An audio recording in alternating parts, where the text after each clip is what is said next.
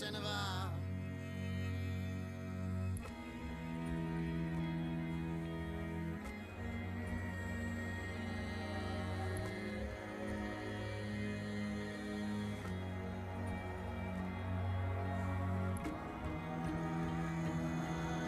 Kann ich in einer anderen Sprache küssen? Tenere affreno la lingua. Habe ich weiche Knie, le gambe mi fanno Giacomo, Giacomo. Lebe nicht in meinem Körper, singt das Lied.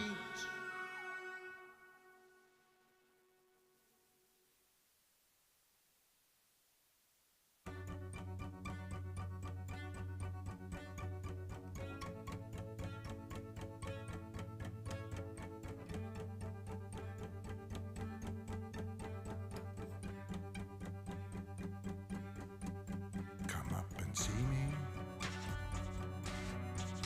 Come up and see me. Come up and see me. Sometimes. Come up and see me. Come up and see me. Come up and see me. Sometimes.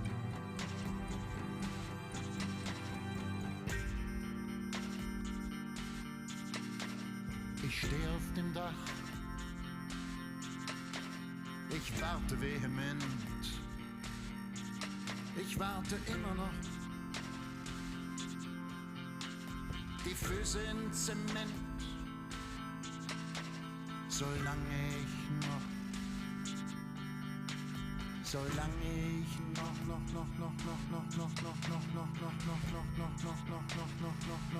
warten kann. Come up and see me. Come up and see me. Come up and see me. Sometimes. Come up and see me. Come up and see me. Come up and see me. Sometimes.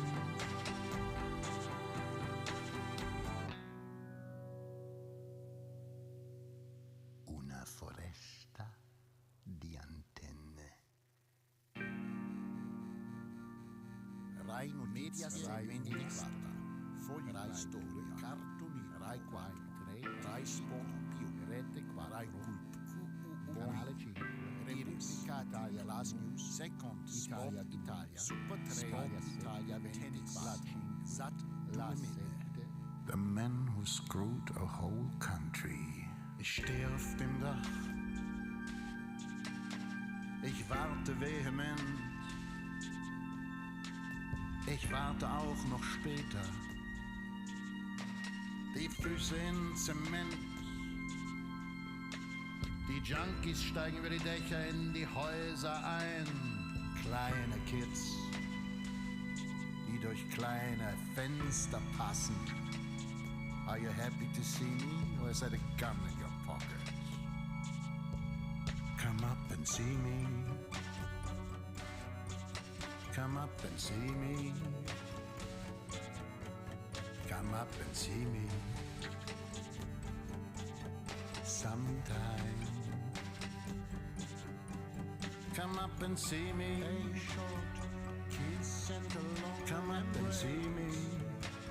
A short kiss. Come up and see me. Sometime. Come up and see me. A short kiss and a long Come up and see me. A short kiss. Come up and see me. Sometime. Come up and see me. A short kiss and a long Come up and see me. A short kiss. Come up and see me. Sometime.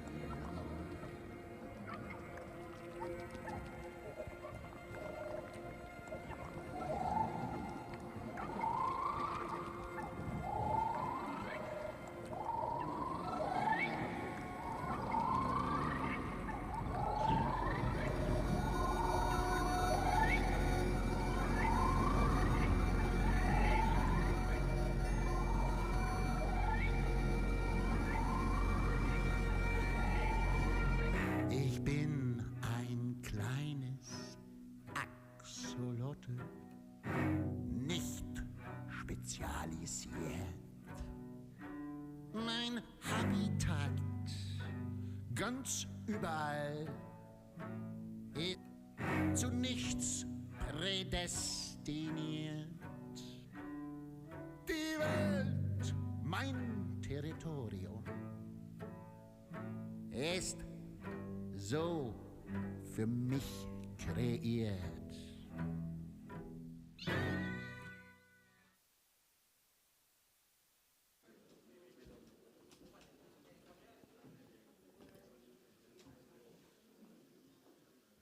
Ondo lagunduta zer, bertan. Gero hor jarriko naiz.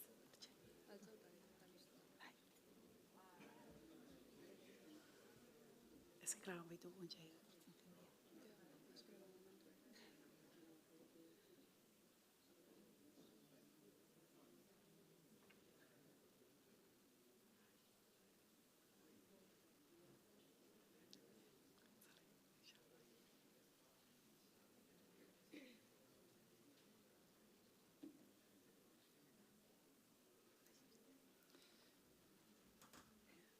Jon faltaba. Jon.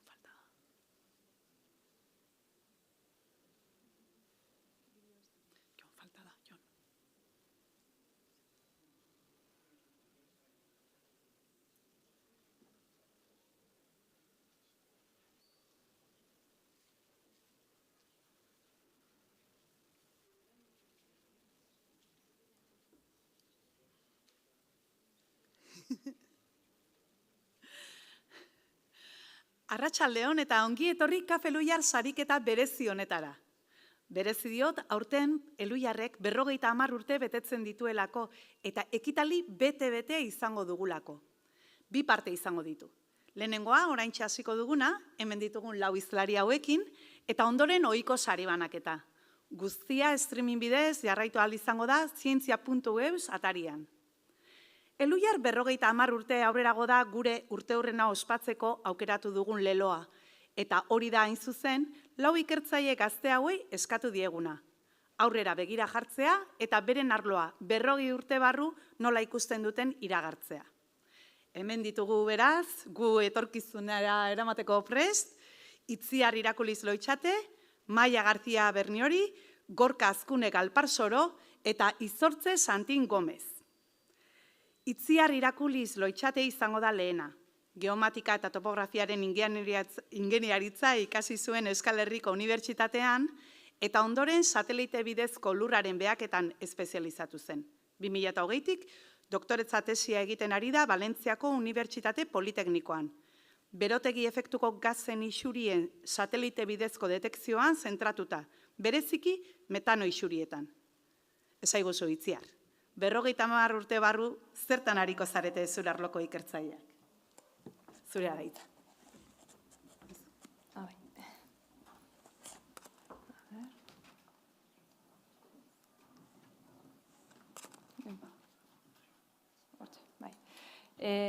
Arratsalde on denoi eta eskerrik asko Eluiar Fundazioari ona gonbidatzeagaitik.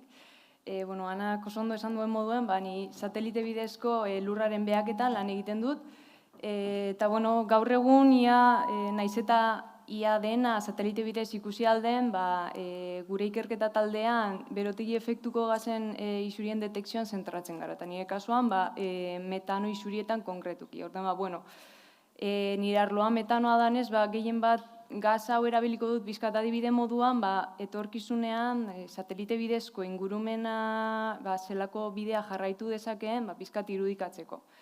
Metanoa askori ezaguna egingo zaizue, gehien bat azkenaldian irtetzen ari diren berri eta polemikan gaitik, gehien bat nekazaritza eta beltzentzari lotutako metano isuriak direla eta. Baina, ni pizkat zentzu orokorrago baten hitz egingo dut honen inguruan, eta pizkat kontestu amateko metanoa berotegi efektuko gaz bat da, bigarren garrantzitsuena, eta naiz eta CO2 baino kantitate gutxiagoan egon atmosferan, bere berotze ahalmena 85 aldiz handiagoa da CO2 baino.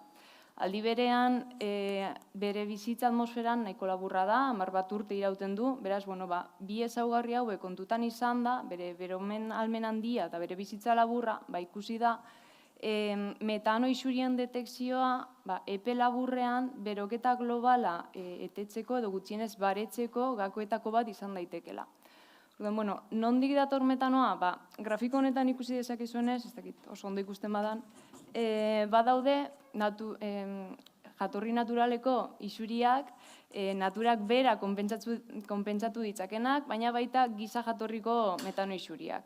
Eta gaur egun badaude ikerketa sendu nahiko argi eta garbi uzten dutenak, azken urte industria aurreko garaitik ona izandako metano askunde hori giza jardueren gaitik dela eta ez naturako zikloen parte bat. Zeintzu dira giza jarduera horiek?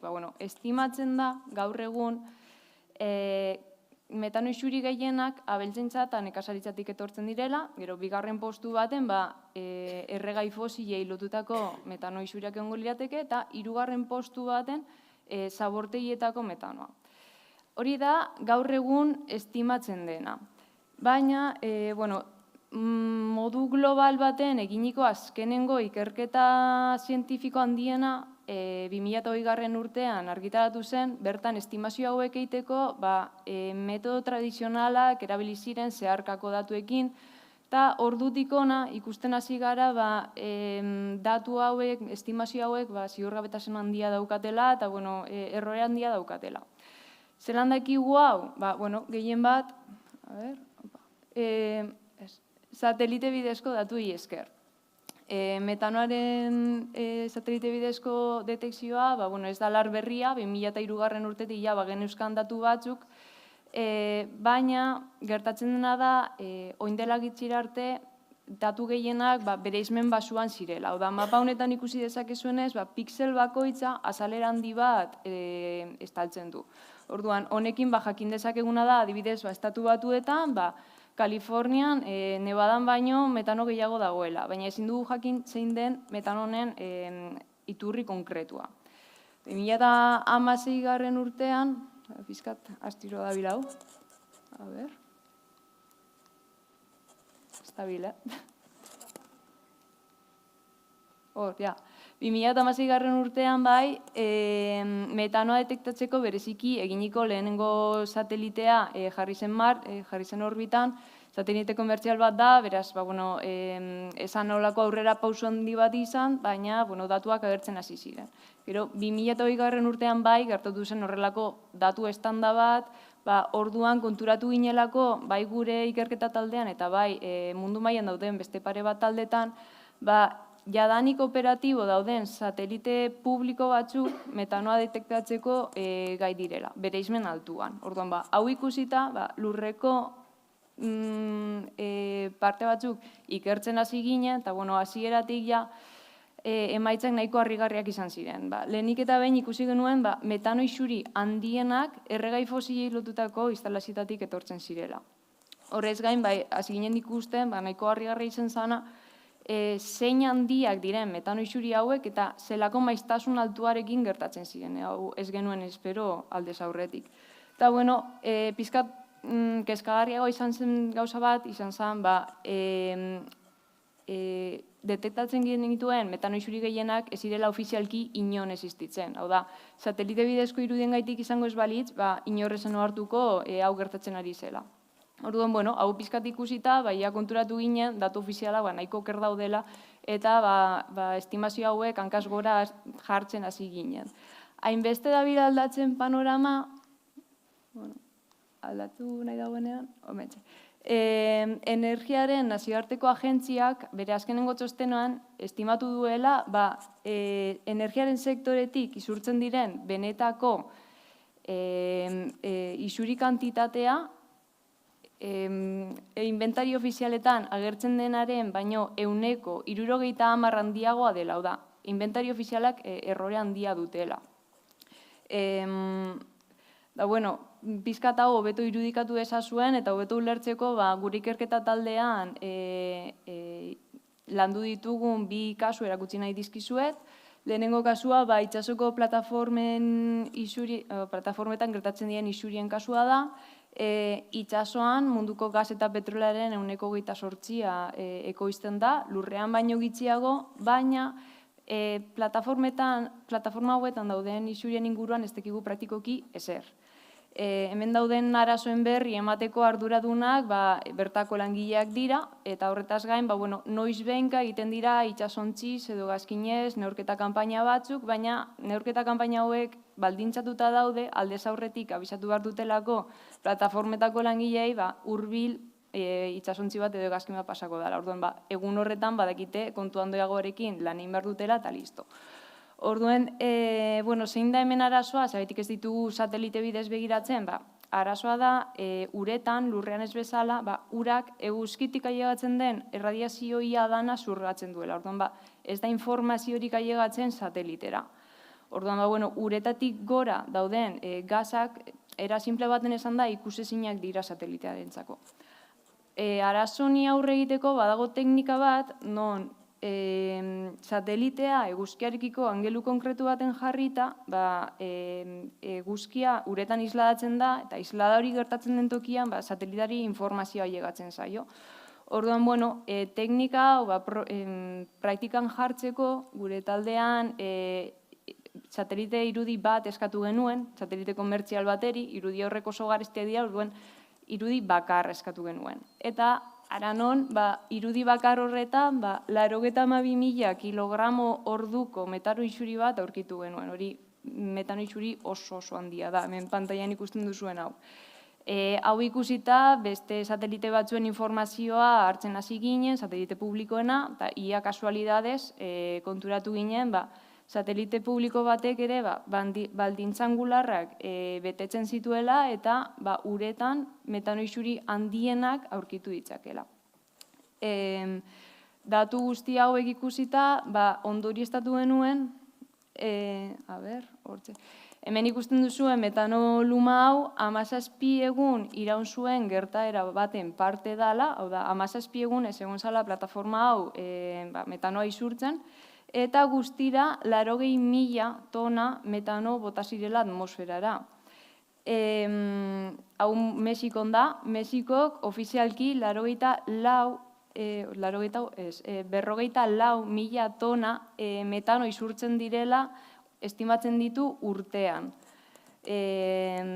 itsasoko plataformetatik. Gero, informazio publikoari esker, inguru hau gehiago harakatu dugu eta beste hainbat metano isuri aurkitu ditugu, beraz, egiten dituzten estimazio hauek nahiko oker daudela argi geratu da.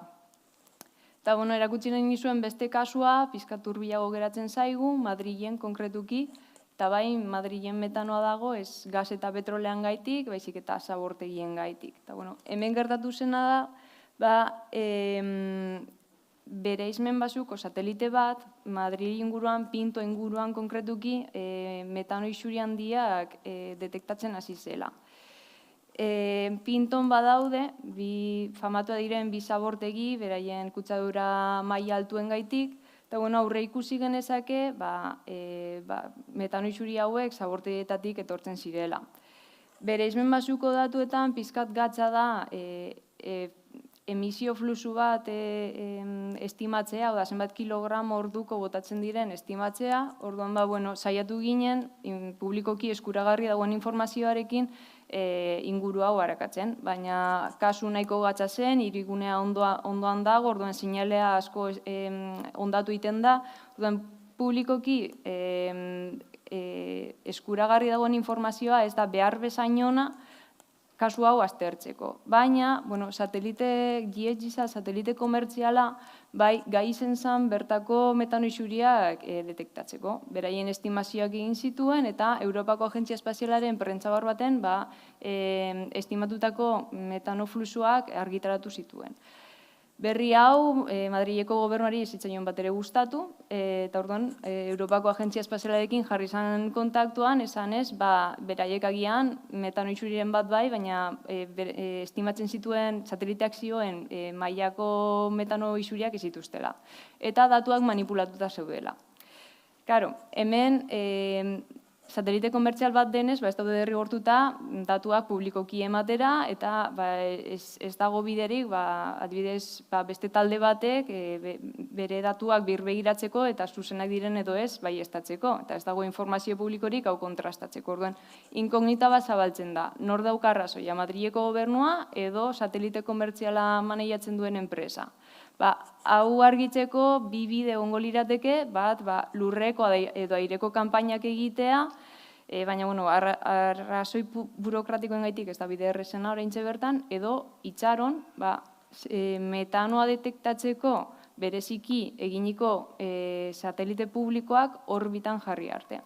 Zorionez, honetarako ez da denbora asko falta, datorren urtean bertan, espero da, satelitea detektatzeko, metanoa detektatzeko, bereziki, bai metanoa eta bai beste berotegi efektuko gas batzuk detektatzeko, bereziki eginiko satelite batzuk orbitan jartzea, eta hauekin batera, bestein bat satelite, bai metanoa eta bai beste parametro biofiziko batzuk detektatzeko gai izango direnak, bai orbitan jartzea espero da.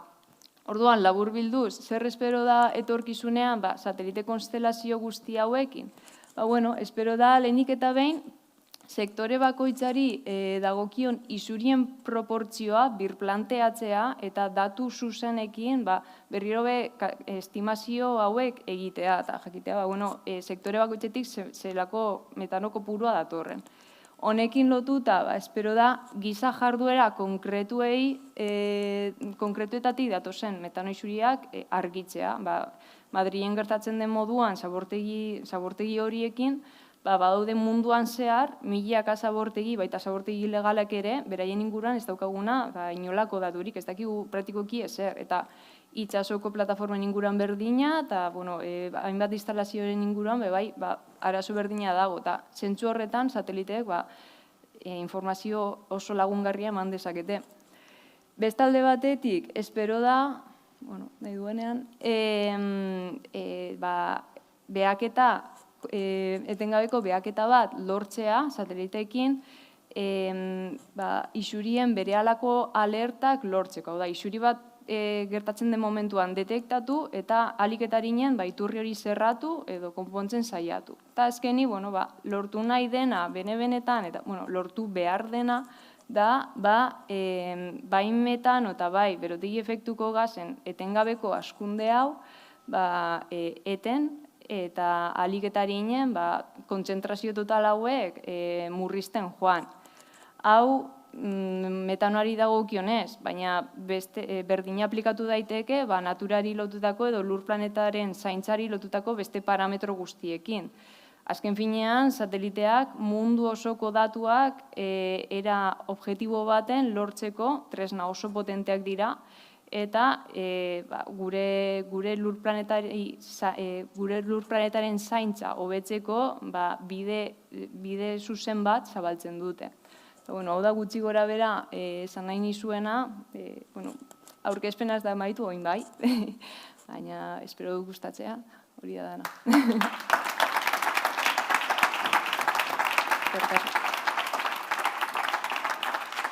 Eskerrik asko Itziar, benetan erakutsi digu zientziak zertarako balio dezaken eta etorkizunerako ezinbestekoa izango dugula, ezta?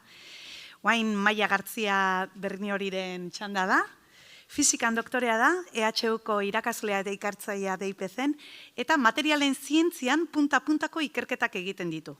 Horren erakusle dira jaso dituen sariak eta aitortzak, tartean L'Oreal UNESCO for Women in Science eta Iker Bazkerena, eta beste pila bat. Eta auskalo, zenbageio lortuko dituen datozen urteetan. Oaingoz behintzat, konta iguzu zer ekarriko digun etorkizunak zure arloan, bai? Dori nahi bezu, eskerrik asko. Bale, eskerrik asko Ana sarreragatik eta guztioi etortzeagatik. Eta, Anak aipatu duen moduan, material zientzialaria naiz eta fizikaria ere, eta etorkizunean garatuko dugun teknologia berriai buruz hitz egingo dizuet. Zehazki, teknologia kuantikoak. Guk materialez inguratuta gaude, bai?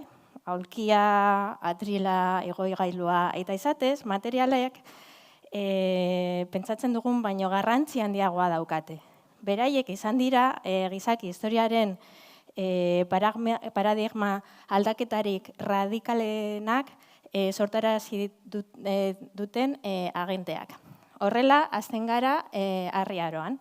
Harriaroan, gizakiak Eiza eta bilketari utzi zion baserriterra bilakatzeko. Eta hori egin zuen lurra lantzeko tresnak garatu ahal zituelako. Baina tresna hauek ez ziren edozein materialez eginda, baizik eta kuartzoa, silex, kuartzita, obsidiana, ze material gogorrak behar zituzten lurra lantzeko. Hurrengo material nagusia izan zen brontzea.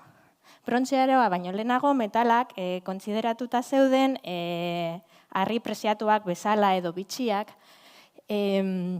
brontzea aurkitu arte. Brontze da kobrezko eta estainozko aleazio bat.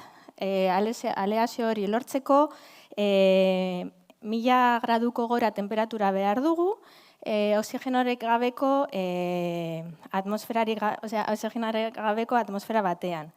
Eta horrela lortu dezakete brontzea. Eta brontzea oso material interesgarria da, ze tresna ezberdinak fabrikatu ahal ditugu, adibidez labanak. Eta gainera galanta egin zen, ze hau zen burdingintzaren jaiotzea. Eta bueno, brontzearoan sortu ziren lehenengo hiriak eta lehenengo gizarte erakundeak. Brontze ostean dator burdinaroa. Burdina oso material interesgarria da ere, ze objektu oso handiak fabrikatu ahal ditugu. Eta burdinarekin etorri ziren herrialdeak, armadak, eta eskala handiko gudak. Eta bueno, burdinaren erresuma amaitu zen industria iraultzan. Eta orain, zein aroan gaude? Ba orain, silizio aroan gauden. Silizioa famatua bilakatu zen 20. mendearen hasieran. Thomsonek elektroia aurkitu zuenean. Thomsonen aurkikuntzarekin mekanika kuantika jaio zen, eta mekanika kuantikarekin lehenengo gailu elektronikoak. Eta honekin ere, materialen sailkapena eroankortasunaren funtzioan. Hau da, guk materialak sailkatu genituen isolatzaile bezalak, erdieroaleak eta eroaleak. Eta erdieroalekin transistoreak erdieroalekin transistoreak fabrikatu genituen. Eta erdieroaleen artean oberena zen silizioa. Ere Germania eta beste batzuk erabili zuten hasieran, baina silizioa egokiena zen. Horregatik esaten dut silizioaren aroan gaudela, ze transistoreak dira gure teknologia osoaren oinarriak. Lehenengo transistoretik, Bell laborategietan 1957 urtean sortu zena, gaur egungo txip etaraino teknologia pilo bat garatu da. Ze orain txip moderno batean, ez dakit, hainbeste milioi transistore dauzkago, ez? Baina ez bakarrik superordenagailuetan, baizik eta gure mugikorretan, adibidez, iPhone 13 uste dut gaudela, iPhone 13ekin gaudela orain, transistore pilo bat dauzkagu. Hau da, gure mugikorrak oso makina ponteteak dira eta gainera internetekin guztiak konektatuta gaude. Orduan, galdetu genezake gure buruari edo niri. Zergatik garatu behar dugu teknologia berria? Osea, teknologia punteroa daukago. Zergatik zaudete hor lantalan. Ba, bueno, bi arrazoiengatik garatu behar dugu teknologia berria. Lehenengoa da, silizioko transistoreak kriston energia kontsumitzen dute. Eta ere, teknologia guztiz integratuta dago gure eguneroko bizitzan. Orduan, munduko biztanle guztiek teknologia erabili nahi badugu, eta ez bakarrik europearrak eta estatu batuekoak, lurran ez dago energi guztia teknologia hau mantentzeko. Beraz, silizioko teknologia ez da iraunkorra. Eta teknologia iraunkorra behar dugu. Eta beste aldetik, bai, transistoreak oinarriko parteak dira gure teknologian, baina elektronika gehiago dago. Eta gure adibidez mugikorrean daukagun elektronika, ia material gehienak, edo toxikoak dira, edo ezin dira birziklatu, eta elektronika oso konplexua da. Zuek idei bat izateko, gizakiak taula periodikoaren 30 elementuz osatuta gaude, eta mugikorrak alderantziz 35. Orduan, gure mugikorrak guk baino elementu gehiago behar dute funtzionatzeko. Beraz, behar dugu teknologia iraunkorra eta osasuna dena, hau da, toxikoa ez dena. Eta teknologia hori garatzeko erabiliko dugu mekanika kuantika modernoa. Zenbat denbora? Bale. 7 minutu dauzkat zuek mekanika kuantika irakasteko. Así que, arreta ipini, bale? Orduan, guk garatu nahi dugun teknologia berria, iraunkorra izango dela eta energia gutxi kontsumituko dena, fisika kuantikoan oinarrituta dago. Eta fisika kuantikoako bi propietatean. Lehenengoa da partikula hauin dualtasuna. Honek esan nahi du, gure partikula subatomikoak eta korrontea daramatzaten partikulak dira elektroiak, bi portaera daukate. Partikula bezala eta oin bezala. Eta hau frogatuta dago, ez da magia. Adibidez hemen, hau da, NASAk egin zuen korral kuantiko bat, eraztuna dago atomoz osatuta, bolita horiek dira atomoen karga, eta bolita bezala agertzen dira, baina hemen barruan dagoena dira elektroiak. Eta ikusten duzue, elektroiak uinen itxura duela. Bale? Eta bigarrena da estatistika kuantikoa. Estatistika kuantikoa Wolfgang Pauli garatu zuen 1945 urtean, eta esaten diguna da gure elektroiek elkarri gorrotatzen diotela. Elektroiek ez dute nahi egoera kuantiko batean beste elektroi batekin banatu. Hau da, hauek baldin badira adibidez elektroi baten energi mailak, mail bat okupatuta bada dago, ez da beste elektroirik hor sartuko. Orduan, bi propietate hauekin teknologia berria garatuko dugu.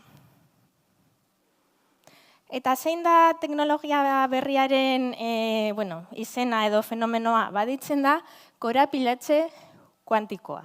Eta korapilatze kuantikoa behar dut alde batetik elektroien partikula hoien dualtasuna eta arraultz kutxa bat.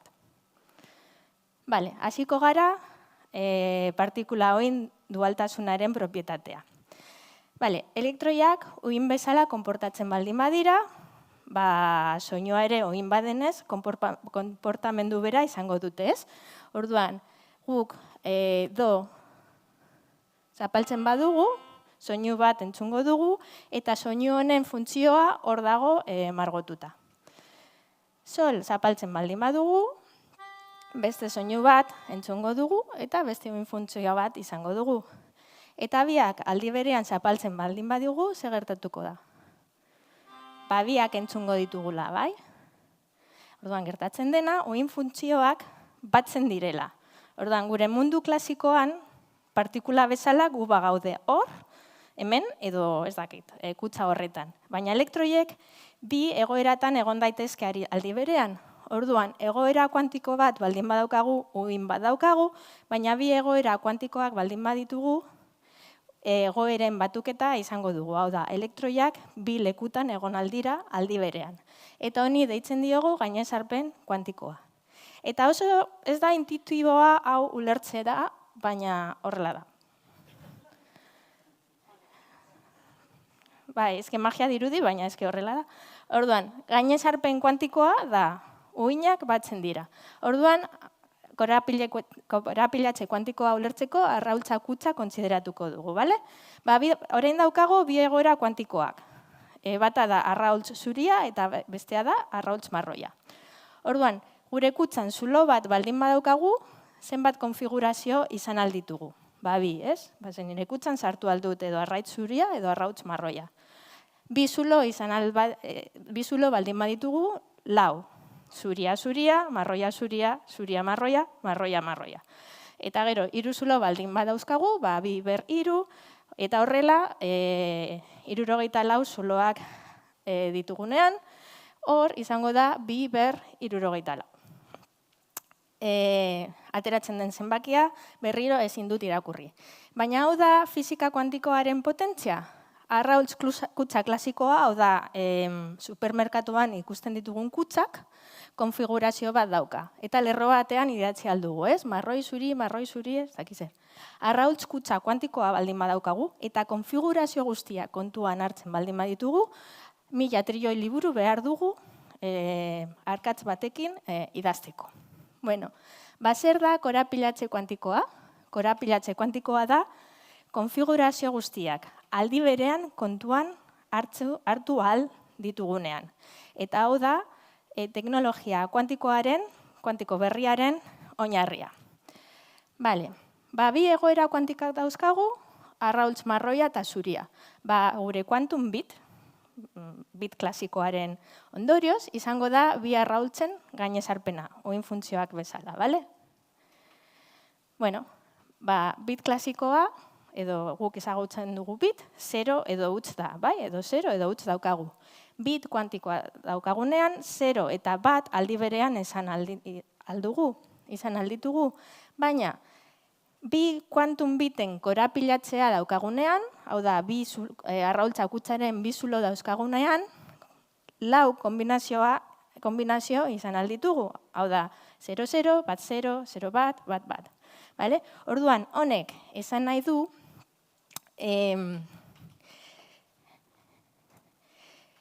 n qubit baldin baditugu, bi berrene biten informazioa izango dugula. Eta adibidez, 300 qubit baldin badauzkagu, hau izango da, bi ber 300 biten informazioa izango dugu. Eta 300 qubit ez da zenbaki loko bat, ez? Azkenean. Orduan, bi ber 300 bit dira unibertsoan dauden izar guztien kopurua. Orduan, hau izango da teknologia berriaren oinarria, korapilatze kuantikoa eta elektroien gainezarpen propietatean datza. Bueno, arraultza korolorea esan du, baina benetan erabiltzen duguna da elektroiaren espina. Orduan, ideia da, simulazioak ordenagailu kuantiko batean egitea, asko azkarragoak direlako eta energi gutxiago kontsumituko dutelago, gero analisia gaur egungo erabiltzen dugun ordenagailuetan egin behar dugu, eta, bueno, espero dugu lortzen dugun analisia asko efizienteagoa izango dela. Eta, bueno, berri honak dira, badaukagula ordenagailu kuantiko bat. Google fabrikatu dut ordenagailu kuantiko bat, hor daukagu, zikama hor dauka izena, eta 53 qubit ditu. Orduan, bueno, nik espero dut etorkizunean ordenagailu kuantiko gehiago izatea, eta ere Euskal Herrian baten bat izatea. Eskerrik asko.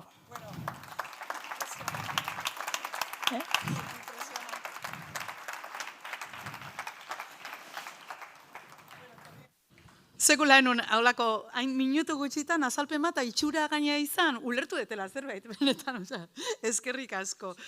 Amaia, urrengo izlaria, bueno, Gorka, zuk ondo ezagutzen dituzu Kafe Luiar sariak, zenba daliz, izan zea hemen? 6 urtetan. 6 urtetan izan da saritua, eta ezagutzen ez dezuenoi esango dizuet, Gorka Azkune Galparsoro izena duela, ingeniaritza informatikoko ikasketak egin zituela lehenik, gero doktoretza eta jarraian ibilbide oparoa daukala ikertzai eta irakasle gisa, eta guantxe isataldean dabil ikertzen. Ez dakit adimen artifiziala erabili dezun itzaldia prestatzeko. Susmoa daukat baietz, urruti behintzat ez izango, baina behintzat, ja zer kontatzen digozun, zatoz. Ezten dizut hau? Eskerrik asko. Bale, arratsalde guztioi, nik ez dut aurkezpenik eta hola prestau, baina, espero ez izatea txapa hundiek izuentzat. Eta lehenik eta hain, eskerrak eman nahiko nizkioke Elhuyarreko jendei eta honeak gonbidatzeagatik, ze, Anak esan duen bezala, Kafe Elhuyar sarien ere bizien leku berezie eukide, ez? Beti hartze dizkiate oso oroitzapen politiek. Hemen, hainbat aldiz suertea eukidet eta saritu izen naiz. Eta nire ibilbideen zehar askotan lagundu izan dit, konfiantza emateko eta nire bidea markatzeko, azken baten dala ikerkuntza eta divulgazioa. Bestera bat esan da, zientziaz gozatzea eta besteekin partekatzea. Gaur egun, Anak esan duen bezala, Euskal Herriko Unibertsitatean nago lanean, irakasle eta ikertzaile bezala, hitz zentroan hain naiz, ikertzen, isa taldeko kide bezala. Eta, adimen artifiziala, hizkuntzaren prozesamentua, ikusmen artifiziala eta olako gaiak lantzitugu, niretzat bintzat oso gai interesgarriek. Esan berra duket oso pozik nagoela, oso guztuan nagoen lekuen. Eta hor hemen baldin manao gaur, ene handi baten baita ere, Kafe Elhuyar sariei esker izen da, esan dizuten bezala, bultzada bat suposa izen du nire bizien. Horratiken, pentsatzet ulertze zuela zergatik nagoen hain pozik gaur hemen zuekin eotez. Gaurko honetan, Elhuyarreko jende bidaia bat itego proposatu digute, etorkizunea bidaia bat, hemen 50 urtera. Eta hori oso kuriosoa da, nik hori planteatzen nuen burun, esaten duen zen, ez bidaiak eta ikerkuntza oso lotuta daude, nire burun behintzat. Eta saioko naiz azaltzen zergatik. Nei bidaiatzea asko gustatzen zait, baina onartzen nirekin bidaiatzea ez dela bate xamurre, da hori nagorek ondo badaki urte askotan jasan berri zen hau eta. Zergatik, dana planifikauta auki horri zetet. Noa jun berdeten, nun ingo deten lo, nola iatzen leku honta, egazkin ez ordutan, ez naiz motxilero aventura zale horietako bat inundik inoare. Gaur egun ala ere, tira, GPS daudenetik eta Google Maps daunetiken, nahiko ondo moldatzen naiz, eta jasangarri hoga da nirekin bidaiatzea, baina orokorren esan behar dauket, galduta sentitze hori, niretzat ez dela, deseroso sentitzen naizela, ez zaitela bat ere gustatzen. Ikerkuntza ordea oso besterako gauza da. Ikerkuntzan intuizio gidatze gaitu, ez dakeu GPS-eik, esateiguna nola jun berden gure helmugatara, ez? Eta horren ez dakeu bide bat planifikatuta inungo momentun, ez? Beste ikertzaile batzuk, argitaratzituztenen lan berri batzuk, igual gure lan guztiek hankaz gora jartzeie, eta ez dakik hurrengo gunen zertan egongo gehan, ez? Orduan, esan dezakegu, eta nik uste hemen zaudetenak, ados zaudeteran erekin, ikerkuntza abentura handia dela. Eta zer dien gauzak, ikerkuntzan eroso sentitzen naiz, bidaietan sentitzen naizen bezala. Igual, pentsako zue, nire buruen badauketelako trazauta alako plan bat, alako ibilbide bat, noa nahi deten iritsi, eta horretik nahola lasai, ez da antzik emane. Beste ikertzaile guztik bezala, edo ni behintzat dola ikustet, interesgarriek iruditzen zaizkiten gaiek aztertzea gustatzen zait. Tokatzeien bezala askotan, gehiegi pentsatu gabe. Baina ez dauzket ez helmuga eta ez bide argirik, ez? Gaur egun zientzia hain da komplexue, hainbeste faktore eta aktore daude tarteko, ezin zaiten sartzen buruen epe luzea plana egiteko gaitasun hori galdu ez? Badaude helburu nagusi batzuk noski, eta badaude baita ere, dauzkezun helburu orokor batzuk, baina hainbeste xetasun daude, eta normalena biden galtza izateala. Puntu hontan, ekarri nahiko nizueke Mike Tysonen esaldi bat. Mike Tyson boxealari, ez zenuten esperoko pentsatzen, baina berarek esatezun, bere aurkariei buruz, bere aurkari danak plan bat zutela, lehenengo ukabilkada jaso arte. Eta natura eta realitatea olakotxek die, Tyson bezalako die. Ukabilkadak ematizkigute, zientzialarioi, eta gure plan danak pikuta bialtzituzten momentu baten. Zientziaren historien ukabilkada asko ikusi ditugu ja, ez? Oen gogoratzen naiz, Lord Kelvin, 19. menden, fizikari ebea, 19. mende amaieran esantzun, pena emate ziola, 20. mendeko fizikariek, etxe berako eukiko zertan ikertu. Eta ia asmauzun, ez da? Orduan, asizin kuantika, relativitatea, komenta ditugun gauzak, ez? Mende, segun ez fizikaren mendea izen da, 20. mendea, osake, etzun bate asmau, ez? Marteren adibideare hor daukeu, ez? Nik ustez, 50 urte edo gehiago badamazkigula entzuten, 20 urtetan Marten egongo gehala, eta bitu, hendik hemen gaude. Orduan, pentsatzet, ulertuko nauzuela gaur, nik ere, iragarpenik ez ziten saiatze baldin naiz, zesten nahi ez da nik ukabilkadei jaso, ez, hemendik gutxira. Orduan, iragarpenak dauzkeuen arriskutaz jakitun, nik uste Elhuyarreko jende gabilezi ez, planteu zigun baita ere beste galdera bat edo galdera bestera batea jarri ziguten, ez? Nola nahiko zenuke izatea zure arloa hemendik 50 urtetara, ez? Ja, nola izango dan, baizik eta nola nahiko zenukeen, ez da? Pentsatu nun galdera horri heltzea, eta gure arloko adimen artifiziala, hizkuntzaren prozesamendua, arlo horietan dauden arazo handi buruz hitz egitea, baina buru bueltaka eta bueltaka ibili nintzen, eta ondorio batea iritsi nintzen. Piskat igual gogorra mateu baino. Egizan ez zait asko axola nola izangoan nire arloa mendi 50 urtetara. Hau, esplika ingo izuet, esan nahi detena da, ez zaitela asko axola, zaren neuronalak erabiliko ditugun, edo sistema simboliko etorriko hien, edo komputazio kuantiko oinarritukoan, ja badaude quantum machine learning, eta holako ikerkuntza lerroketa badaude, ez? Ni ziur nago, errealitatek ez nagoela decepzionauko. Ziur nago ikerkuntza, eta datorrela ere oso interesgarria izango gala. Orduan, alde hortatik ez nauken pentsatzeko zea hori, ez? Baina, gauza betan pentsatzen nitzela, bai, kontura nitzela, baseola zerbait, nahiko nukena gertatzea. Bai nire arlon, eta baita zientzien orokorren ere, bai, edozein arlotan. Eta gainera, kontura nitzen baita ere, hori bai, planifikauen ezakela, eta hori bai, pausok eman lehizkeula, benetan gertatzeko. Hon erabakin nun horri buruz itzen gondizuela gaur. Hon bi ideia nagusi nahi dizkizuet utzi gaurkon.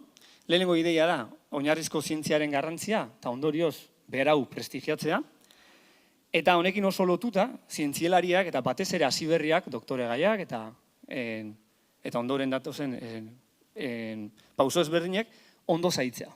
Lehen ideiarekin hasteko, adibide bat asko gustatzen zaite, GPS-ena. Leheno komenta dizuetena, GPS-ek lagundu dibeni pixkat jasangarri izeten ez, bidaietan. GPS-ek 1978 estrena zien. Eta nahiz da ideia nahiko simplea emateu, satelite bidezko triangulazio bat, nahiko simplea emateu, xeetasun eta jute alimagea oso teknologia komplexu da. Suposatzet badakizuela GPS-ek ez luketela funtzionauko, erlatibitate orokorra ez bagenu ezautuko.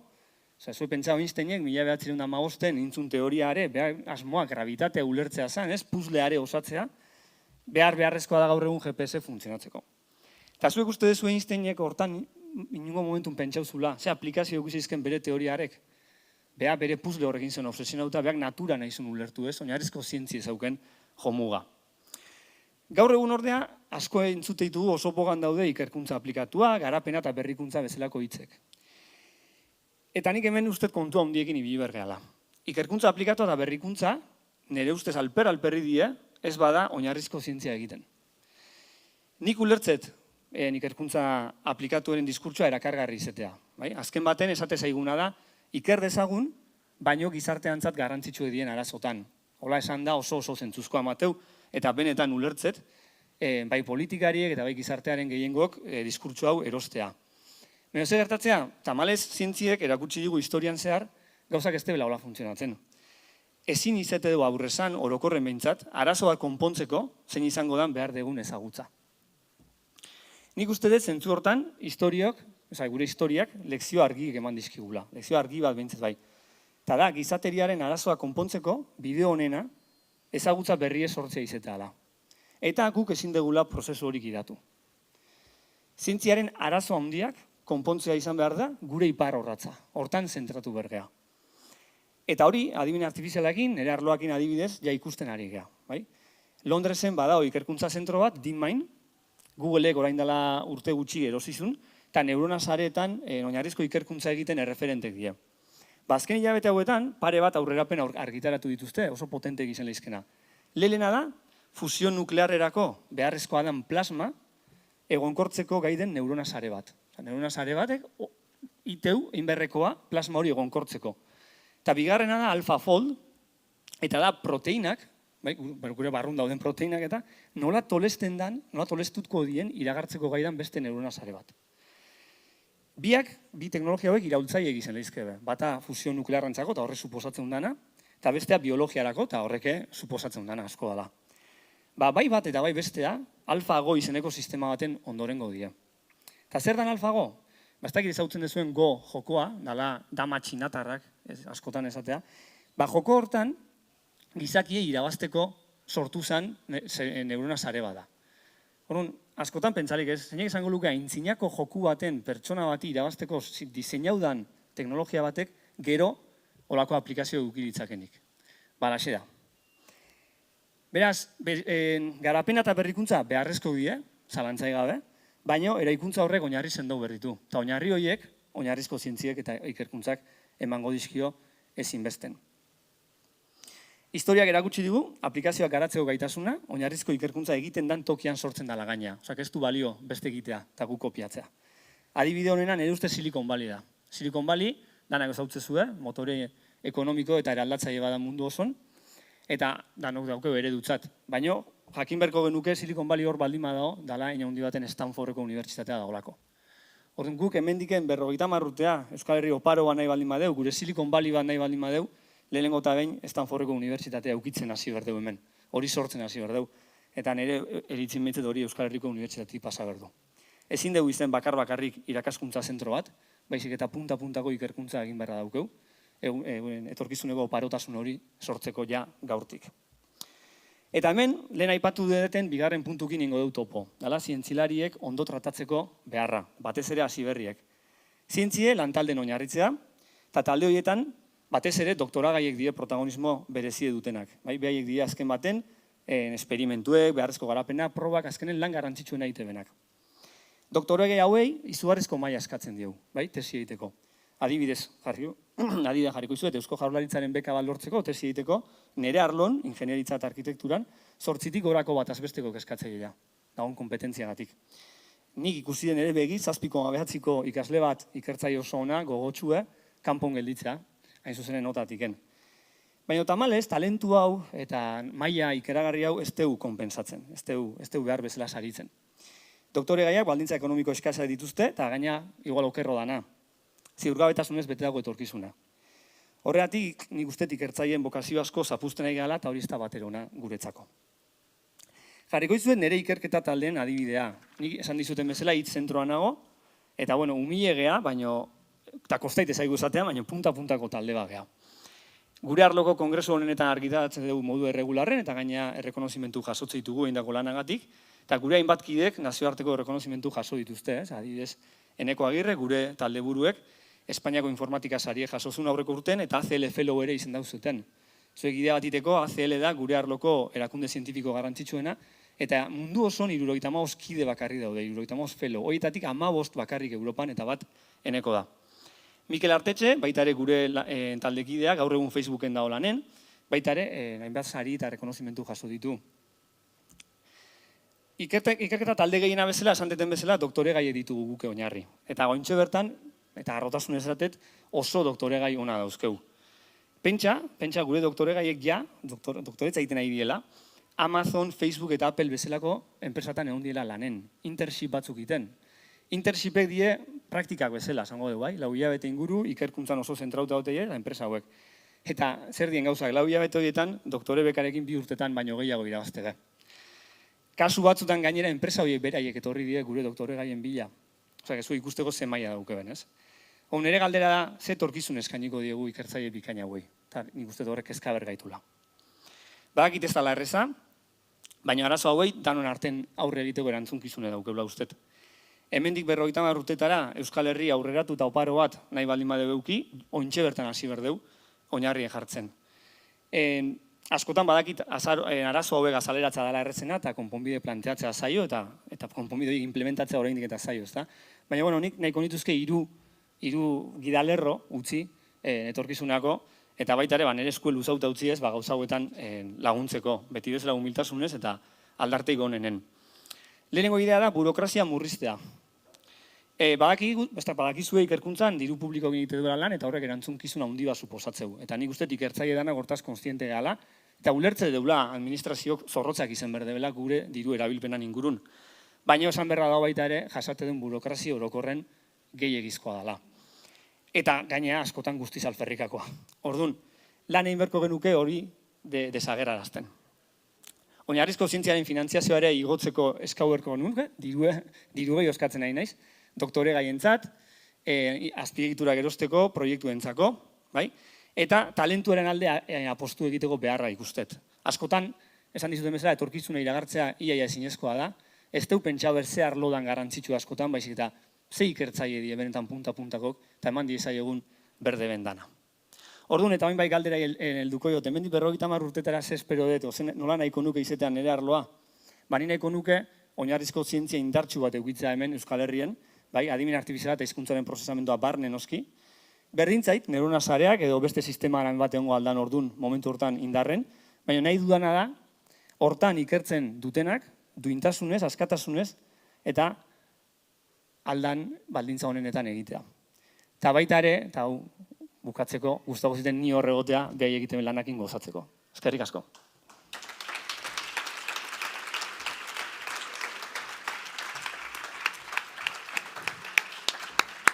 Ze polita, Gorka, ez gea jungo bidaiatzea elkarrekin, nahi bai guza ez eta abentura, baina gainerako guztian ni zurekin. Zurekin, bueno, 50 urte barrura arte, eta gozatzen gainea. Eskerrik asko. Eta bukatzeko, Izortze Santin Gomez dugu. Biokimika eta biologia molekularreko irakasle eta ikertzailea da EHUn, eta azken aldian, ikusiko zenuten komunikabideetan COVID-19 inguruko azalpenak ematen eta eskerrik asko, estimatuta da benetan, hortan lagun izan geha. Baina guain, 50 urte barru, zer izango da neo, horri begira jarriko da, eta torri orduan, azalpenak ematea. Hau espadabi ezagiezu. Bueno, arratsalde ondan hori, beste 3 ikertzaileak egin duten bezala, orain eri tokatzen zait etorkizunera begiratzen jartzea zuedanak, kasu honetan osasunaren ikuspegitik, ez? Eta, Elurriarren gonbidapena jaso nuenean anaren email batean, hain zuzen ere galdera hori luzatzen zidan, ez? 50 urte barru nola ikusten duzu osasuna eta medikuntza. Eta galdera zaila benetan, erantzuteko zaila, ez? Eta hitzaldian izan niteken oso negatiboa, edo oso positiboa, ez? Eta hor zalantzan ibili naiz zenolako ikuspiegia ekarri honea, eta azkenean erabaki dut bien arteko oreka bat azaltzea, ez? Azken finean, argi ilunak ikusten ditudalako etorkizunean, osasunean eta baita medikuntzan ere. Eta az gaitezen ilunekin, ez? Eta nik uste dut denok ongi dakigula, ez? Gaur egungo bizimodu eredua, kontsumo eredua, ingurumenean ez ezik, baita ere gure osasunean kristolako eragin negatiboa daukala, ez? Azkenengo 2 urtetan, COVID-19 pandemiarekin ikusi dugun bezala, ez? Gizakion jardueraren eraginez, azken finean ekosistema suntzitzen ari gara, eta ekosistemen suntzipenak erakartzen duen hain zuzen ere da, zoonosia bezalako prozesua gertatzea, ez? Leno, bakarrik animalietan ematen ziren infekzioak, gizakiotara pasatzen dira, eta orduan pandemiak etortzen dira, ez? Baina ez bakarrik hori, kutsadura, estresa, elikadura ohiturak, maila sozioekonomikoak ere, eragina dauka gure osasun fisiko eta emozionalean, ez? Eta sokaren bestaldean tiraka, ez, osasun hobeago lortzeko bide horretan, eukiko genuke ikerketa biomedikoa, ez? Eta ukaezina da, ez, azkenengo urtetan, ikerketa biomedikoari esker, aurrerakuntza asko lortu ditugula, eta, gaixotasunen prebentzioan, diagnostikoan eta tratamenduan aurrerapen asko ditugula, ez? Eta horreri esker hain zuzen ere, bizitzaropena herrialde aberatzetan, asko emendatu da, ez? Ezin dugu berdina esan herri txiroen inguruan. Eta, zenolako erlazioa dago azken finean gure egungo bizimodu eta kontsumo ereduaren artean eta gure osasunaren artean, ez? Eta neno aipatu dudan bezala, gure gaur egungo kontsumo bizimodua edo kontsumo eredua eragiten ari dana da gure ingurumena suntzitzea, ez? Eta gure ingurumena suntzitzeaz gain, horrek eragiten duena da, klima aldaketa bat ematen ari dela, ez? Eta hemen ikusten duzuten grafiko honetan, laburbildu nahi izan dut, klima aldaketa horrek zenolako eragina daukan gure osasunean, ez? Eta klima aldaketa hitz egiten dugunean, ertz ezberdinetatik aztertu behar dugu. Alde batetik daukagu CO2 mailaren igoerak, itsasoaren, ez da ondo entzuten, ez? Bale. Hola?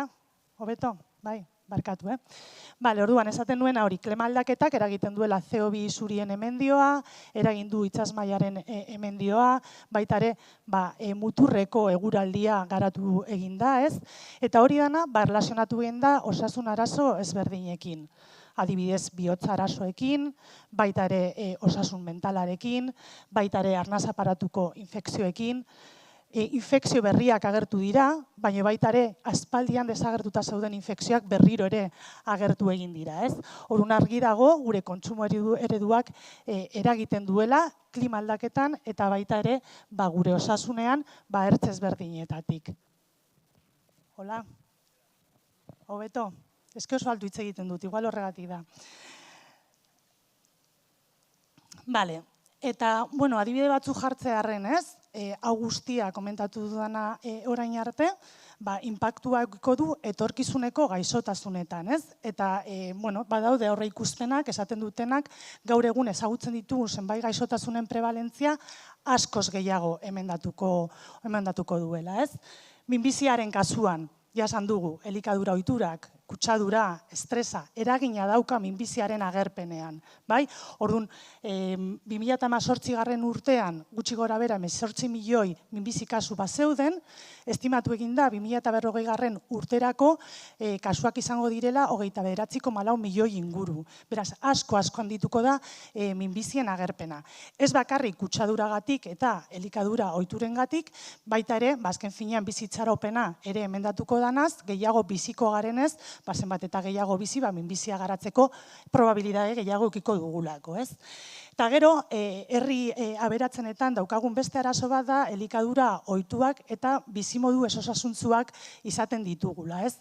Eta horren eragina, ja ikusten ari gara, obesitate eta diabetesa bezalako gaixotasunak gero eta gehiago ditugula, umeetan obesidadearen mailak asko igotzen ari dira, eta hemen ikusten duzuen grafiko honetan ikusi daitekena da, 2045 urterako, 2019 urtean zeuden prevalentziekin konparatuta, prevalentzia horiek 1,6 puntu igoko diela, ez? Orduan, mota honetako gaixotasun metabolikoak eta obesidadearekin erlazionatutakoak ere, asko emendatuko dute datorren urteetan. Eta ez nuke bukatu nahi parte hau, esan gabe ere, osasun mentalean erabateko eragina egongo dela. Azkenengo urteetan asko emendatu dira buruko gaitzak, arrazoi ezberdinengatik, ez? Pobreziak, ingurumenaren suntsipenak, langabeziak, maila sozioekonomiko baxuek, hori dana eragina daukate azken finean gure osasun mentalean, ez? Eta gertuko adibide bat jartzearren, berriro ere COVID-19aren pandemiara jo nahiko nuke, eta hemen ikusten dugu nola Estatu Batuetako helduetan, antsietate eta baita ere depresio kasuak asko emendatu direla, ez? Pandemia baino lehen basuagoak ziren, eta pandemia zehar poliki-poliki buruko gaitzen portzentai hori asko emendatu eginda, ez? Askotan ere, osasun fisikoa eta osasun mentala erabateko erlazioa daukatelako. Bueno, eta honera arte, esan daiteke izango litzateke alde negatiboa, ez? Alde negatiboa, nola ikusten dudan osasuna etorkizunean, eta gaur egungo bizimoduarekin jarraitu ezkero, uste dut gure osasunera okerrera egingo duela, baina itxaropen argi bat botatzearren, honek nolabaiteko konponbidea euki badauka, ez? Eta kasu honetan guk daukagun erronka epe labur eta ertainera izango litzateke hain zuzen ere, gaur egungo bizimodu eta kontsumo eredu horiek irauli eta errotik aldatzea, orain arte komentatu ditudan gauza guztiei buelta eman nahi baldin badiogu, ez? Eta orain, hitzaldiaren bigarren zatian, askoz positiboagoa izango nahiko nuke, eta esan bezala, ikerketa biomedikoaren erronketa hitz egin nahiko nuke, eta baita ere, datorren urteetan, ikerketa biomedikoaz zer espero dezakegun azaldu nahiko nuke azkenengo minutu hauetan, ez? Eta, klaro, esaten didazutenean, eta 50 urte barru, ze gaixotasun sendateko gai izango gara, orain senda ezina direnak, ez? Eta, galdera hori erantzutea saia da, baina agian iraganera begiratzen baldin badugu, ideia bat eduki dezakegu, ez? Azken finean, gogorazteagatik, ez? Orain dela 100 urte, diabetesa zeukan jendea, diabetesaz hil egiten zan, baina orain dela 100 urte ere, intsulina deskubritu egin zan, ez? Eta horreri esker, lortu zen diabetesa zeukaten pertsonak tratatzea eta gaur egunera arte tratamendu berdinarekin jarraitu dugu, ez? Orain dela 70 urte polioaren txertoa garatu zen, Hori baino lehen, zeuden pertsona gumea polioa garatzen zutenak eta paralisiak sufritzen zituztenak. 1980 urtean, bat idudi hor dagola, ez, ni jaio nintzeneko urtea iaia, lehenengo erresonantzia magnetikoak egin ziren. Puntu horretarate ez ziren erresonantzia magnetikoak egiten. Eta gaur egun nork imagina dezake diagnosia egitea, zenbait gaixotasun diagnosia egitea, erresonantzia magnetikoa gabe, ez? 2003 urtean, giza genomaren sekuentziazioa, zer esan horri buruz. Zenbat aurrerapen ekarri digu giza genoma ulertzeak, gaixotasunen genetika ulertzeko eta baita ere diagnosi genetikoa egiteko, ez? Eta, handi geroztik egon diren aurrerapenak ez dira sartzen, ez, diapositiba batean, baina ikaragarrizkoak izan dira, ez, begi bionikoa, terapia genikoa, ebolaren txertoa, eta azken urte terdian baita ere RNA mesularian oinarritutako txertoak, ez? Orduan, atzera begiratzen badugu eta proiektatzen badugu zer ikusiko dugun etorkizuna, ideia bat egin dezakegu, ez? Orain, egun, senda ezina diren gaixotasunak seguruenik sendatzeko gaitasuna izango dugulako. Eta, hemen daukat lerroburu bat pizka sensazionalista, ez, Time aldizkariana, esaten zuela 2045 urtean izango zela gizake ileskorra bilakatuko den urtea. Beraiek gizona esaten zuten, baina suposatzen dut emakumeak barneratzen gintuztela bertan, ez? Eta, esan bezala oso sensazionalista da, ez? Baina egia da, biomedikuntzan ematen diren aurrerapenak eragina aukiko dutela nahi eta nahi ez guri bizitzaropenan. Eta hemen ikusten dugu goiko grafikoan, gaur egun 2022 urtean zein dan bizitzaropena mundu ezberdinetako herrialdeetan, eta 50 urte barru, 2072 urtean, zenolako bizitzaropena eukiko dugun, ez? Eta ikusten duzue koloreak asko aldatzen direla, batez ere herrialde aberatzetan, ez? Afrikan fijatzen bagea, hor ez dugu bizitzaropena emendatuko, hemen herri aberatzenetan egiten dugun ikerketa biomedikoari ezker, ez? Baina horrek ere konponbidea dauka eta berriro ere sistema iraultzea izango litzateke. Eta, azkenengo bideopositibatan, ikerketa biomedikoaren garrantzia etorkizuneko osasunean komentatu nahiko nuke, eta 3 arlotan izango litzateke, ez? Alde batetik diagnostikoan, bestea tratamenduan, eta bestea sendabidei dagokionean, ez? Eta diagnostikoan, eta hitz egin dute pixka datuei buruz eta, ez? Etorkizunean ikusiko dugu nola sortzen diren programak gaixotasun bioereduak egingo dituztenak, ez? Big data famatu hori erabilita eta adimen interfezialari bitartez, programak sortzeko gaitasuna aukiko dugu, datu horiek analizatuta gaixotasunen diagnostikoa eta aurreikuspena egin dezaketenak, ez? Baita ere, biomerkatzaileen bitartez, diagnostiko ez invasiboak garatzeko gaitasuna eukiko dugu. Tratamenduari dagokionean nola ez medikuntza pertsonalizatuari buruz hitz egin behar duguna eta nahi ez, pertsona konkretuen susceptibilitate genetikoa kontutan izanik, baina baita ere beste faktore batzuk, tratamendu individualizatuak emateko gai izango ginen, ez? Eta hemen azpimarratu nahiko nuke, etorkizunean emakumeok sufritzen ditugun gaixotasunen diagnostikoa eta tratamendua egiteko, nahi eta nahi ez horietan ere genero ikuspegia txertatu egin beharko dala etorkizunean, ez? Telemedikuntza, gaur egun ezagutzen dugu, diabetesa daukaten pertsonak monitorizatzeko eta beraien glukosa mailak monitorizatzeko dispositiboak existitzen dira, etorkizunean hori askoz garatuago egongo da eta askoz gaixotasun gehiago jarraituko dira telemedikuntzari ezker, ez? Eta sendabidei dagokionean, seguro farmako berriak agertuko direla, sendabide berriak agertuko direla, baina gaur egun existitzen diren batzuk ere hobetuko dira, ez? Terapia genikoa erabiltzeko, metodo seguroagoak adibidez. Eta, niretzako etorkizuneko osasungintzan garrantzi gehien eukiko duena izango da prebentzioa, bai? Eta ez naiz asko luzatuko, ze denboraz peskat justu nabil, baina nik uste dut bai osasun individualeantzako, baita ere osasun sistemantzako, hobe dela gaixotasunak prebenitzea, gaixotasunak tratatzea baino, ez? Eta bakarrik esango dizuet hor bertan bihotzeko gaitzi buruz daukadan adibidea, ez? Guk badakigu bihotzeko gaitza asko eragiten dituzten faktoreak direla gure bizimoduarekin erlazionaturikoak, ez? Elikagaiak, sedentarismoa eta abar, ez?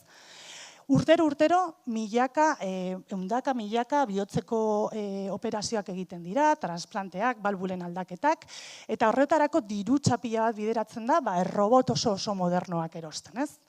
Ez litzateke asko hobeto prebentzio kanpaina informatibo oso potenteak egitea, eta oso gaztea garenetik, azken finean osasunaren promozioa egitea, azken finean pertsona horiek, arazo horiek ez izateko, hori da hor usten dudan galdera, eta bestelako gaitzekin berdina, ez naiz sartuko, ze bestela ez digu denborarik emango. Baina seguro nago etorkizuneko osasungintzan prebentzioaren arloa oso garrantzitsua izango dela, ez?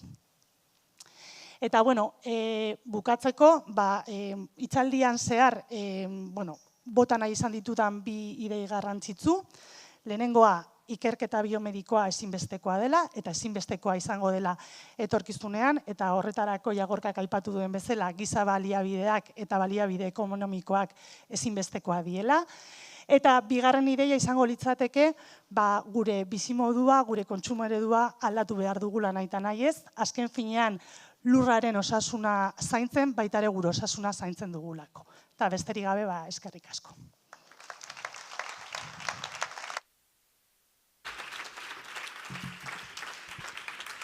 Esan beharrik ez daukat, ez da izortze guain ere, zurekin ados nago guztian bai. Amaitu aurretik, gure 50. urte horreneko kutxan zerbait sartzea eskatuko dizuet. Elujarreko sortzaileak euren jakintzak kutxa batzuetan sartuz hasi zuten Elujarren ibilbidea duela 50 urte. Hemendik 50 urtera 2072. Urtea izango da. Eta Euskal Herriko gizarteari eskaini nahi dioguna sartuko dugu. Asmoa da kutxa, 50 urte, zitxita egotea, eta hori, 50 urte pasatzen direnean, irekitzea. Beraz, irekiko dizuet.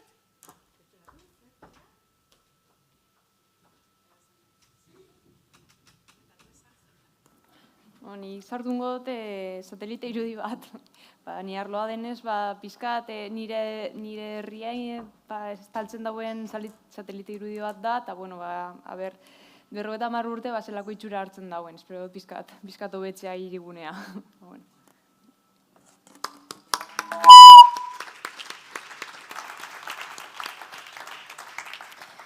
Nik pila bat denborarekin nola zahartzen den ikusteko ea bizirik nagoen.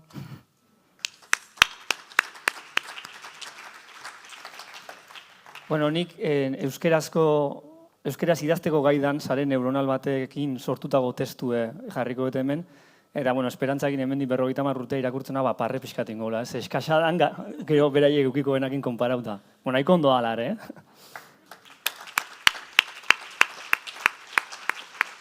Eta nik nire bizemen argazki bat sartuko dut, leihotik begiratzen ari dira, etorkizunera begiratzen egongo balia bezala, eta atzean, etorkizunari buruz ditudan zalantzak, beldurrak eta itxaropenak pixka bat idatzi ditut.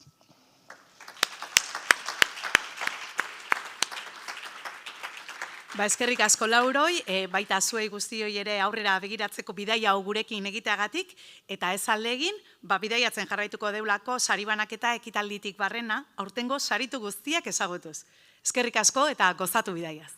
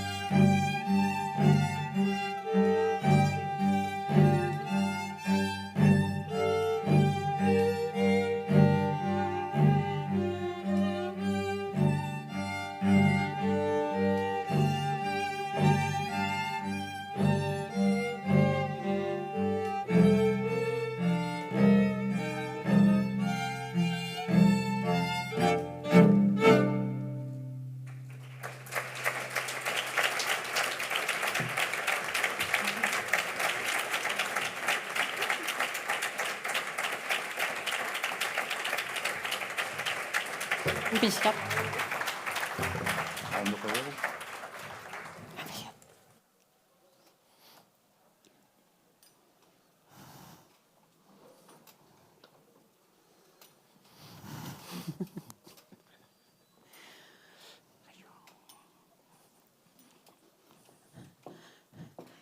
Itxaso Navarro Celestinoren sonata 00001011, spam irudien soinu transdukzioen kontzertua izan da oraintxe entzun duguna, edo hobeto esan da kontzertuaren zatitxo bat, ze amaieran gehiago entzuteko aukera izango dugu. Itxaso giazko sorkuntza beketako bat irabazi zuen, baina gero emango dizkigu horren inguruko xetasunak. Arratsaldeon. Arratsaldeon. Eta ongi etorri Kafe Luiar sarien banaketa ekitaldira. Banaketa ekitaldi berezi honetara izan ere, Eluiarrek 50 urte betetzen dituela ere ospatzen ari gara gaur. Nik baino bi gutxiago. Bakarrik? Zu baino? Bai, eskerrik asko. Tira, bukatu berri diren hitzaldietan aurrera begira egon bagara, ekitaldiaren bigarren parte honetan 50 urte aurrera eta 50 urte atzera, jauzik asaltoka ibiliko gara. Ongi etorri beraz, saritu, epaimaikide, antolatzaile, babesle eta lagun guztioi, eta baita streaming bidez ekitaldi hau jarraitzen ari zareten guztioi, gurekin bidaiatzeko prest? Az dadila bidaia. Tira, Kafe Luiar sarien helburua da zientzia eta teknologiaren arloko gaien eta ikerketen euskarazko divulgazioa, kazetaritza eta gizarteratzea, bultzatzea, saritzea eta aitortzea. Aurtengo edizioaren leloa zientzia eta irudimena etorkizuneko giltzak da, eta esan dezakegu askok egin dutela bat lelo honekin jaso ditugun lan kopurua kontuan izan da. Sariketako epaimakideak ere ziur bat datozela leloarekin, haiei eskerrak emateko unea da. Divulgazioko artikuluak eta kazetaritzako lanak apaitu dituzten kideak, hauek dira Arturo Elosegi Irurtia, ekologoa eta EHUko ikertzailea. Marian Iriarte Ormazabal, kimikaria eta EHUko ikertzailea. Alberto Barandiaran Amillano, kazetaria eta idazlea. Eta Itziber Agirre Ruiz de Arkaute, Eluiar aldizkariko zuzendaria. Txalo bat merezi dute, ez da?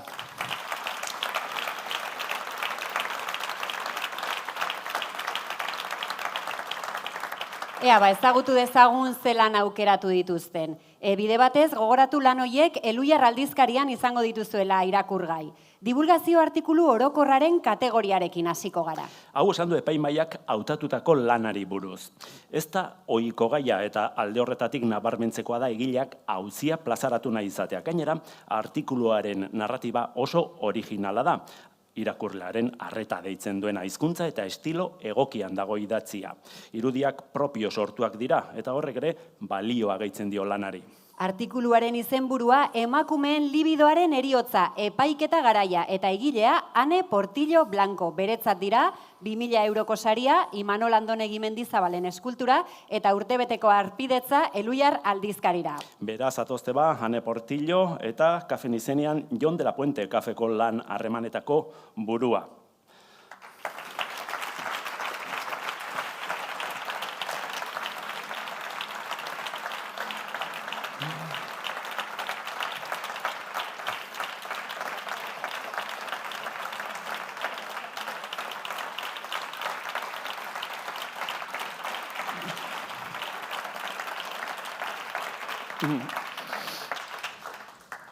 Kaixo eta arratsaldeon guztiei, eskerrik asko epaimaikidei nire artikulua aukeratzeagatik, eta baita ere bereziki eskerrak eman behar dizkiot Miren Bihotzko Irianari nire artikuluko ilustrazioak egiteagatik. Modu ezin hobean islatu baitu nik buruan nuen ideia hori, eta azkenean lortu du bi irudiren bitartez artikuluko ideia nagusia eta aldarrikapena ulertaraztea edo. Eta bueno, izenburaren bitartez igual ez duzue ulertzen artikulua zertaz doan, baina libidoaren heriotzaren inguruan hitz egiten dugu, ea errudunak izan daitezkeen antisorgailuak edo hormona bidezko antisorgailuak edo ez, oraindik ez dagoelako guztiz argi. Eta orduan epaiketa formatua dauka. Azkenean gai hau edo ideia sortu zen lagunarteko elkarrizketa batean, non batean bakoitzak izandako esperientziak guztiz ezberdinak ziren. Eta gertatzen dena da, sexuarekin lotutako edozein gai beti lagunarteko elkarrizketetara mugatzen direla eta oso jende gutxi doa medikoarenera arazoak galdetzen edo arazoen inguruko galderak egiten, are gehiago hitz egiten dugunean sexu desioaren inguruan. Orduan, artikulu honen helburua da informazioa helaraztea, pertsonaren bati edo emakumeren bati hau gertatzen bazaio eskura desan informazioa eta baita ere aldarrikatzeko. Ikerketa aldarrikatzeko lehen aurreko atalean baita ere aldarrikatu eginda ikerketa, izan ere ikerketarik ez badago oso zaila da gure propioak diren arazoak identifikatzea eta konponbide bat bilatzea. Orduan, espero dut guztien gustokoa izatea eta hausnarketaren bat sortzea baita ere artikulak eta eskerrik asko berriro ere sariaren gatik.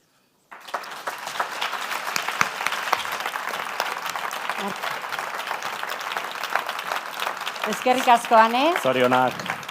Nik ez dizuet spoilerrik egin nahi, irakurri ezazue Elhuyar aldizkarian artikuluan, baina badakizue pelikuletan nola gertatzen den batzutan dagoela gaizkile bat, danok dakigula bera izan dala, baina azkenean ez dagoela nahikoa frogata.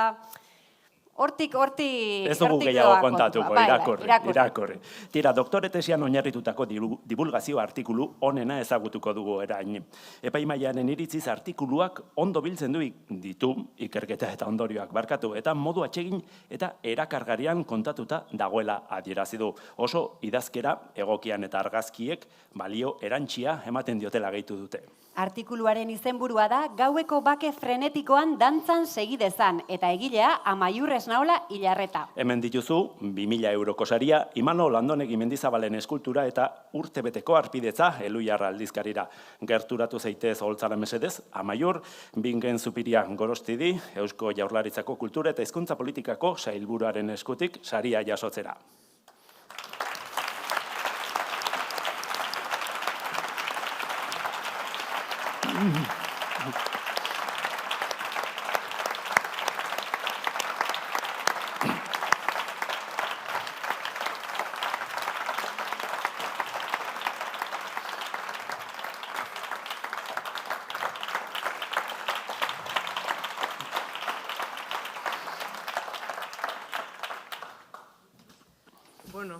Eskerrik asko denei, eta bereziki Kafe Elhuyar sariak antolatu dituzuen bai Elhuyar eta Kafi.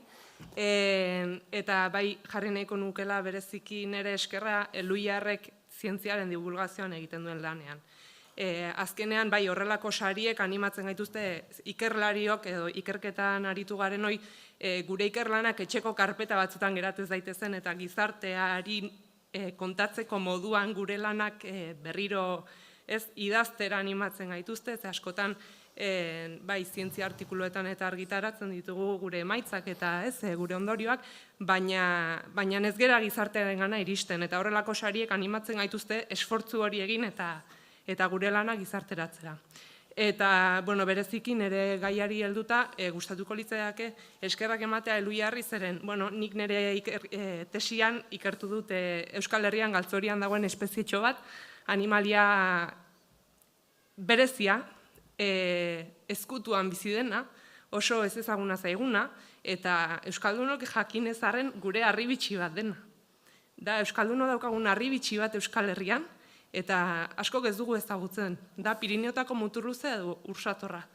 Eta, nire ikerketa bideratu dut gehien bat ezagutza sortzera, zeren gauza asko ziren ez ezagunak animalitxonen inguruan, eta nire ikerketari esker gauza batzu jakin ditugu, oraindik asko gelditzen da jakiteke, baina, azkenean Elhuyarri eta sari honi esker, norbaite gehiago ezagutuko du animalitxo hau, eta nire nahia da Euskaldunok benetan konturatu gaitezen ze harribitxia dugun ezkutatuta gure erreka osasuntxu horietan, eta animatu gaitezen hau babesteko egin behar ditugun lanak eta bideratu behar ditugun baliabiderak bideratzea, eta eskerrik asko benetan sari honengatik, nik uste zientziaren divulgazioarentzako oso gauza garrantzitsua dela. Eta bai.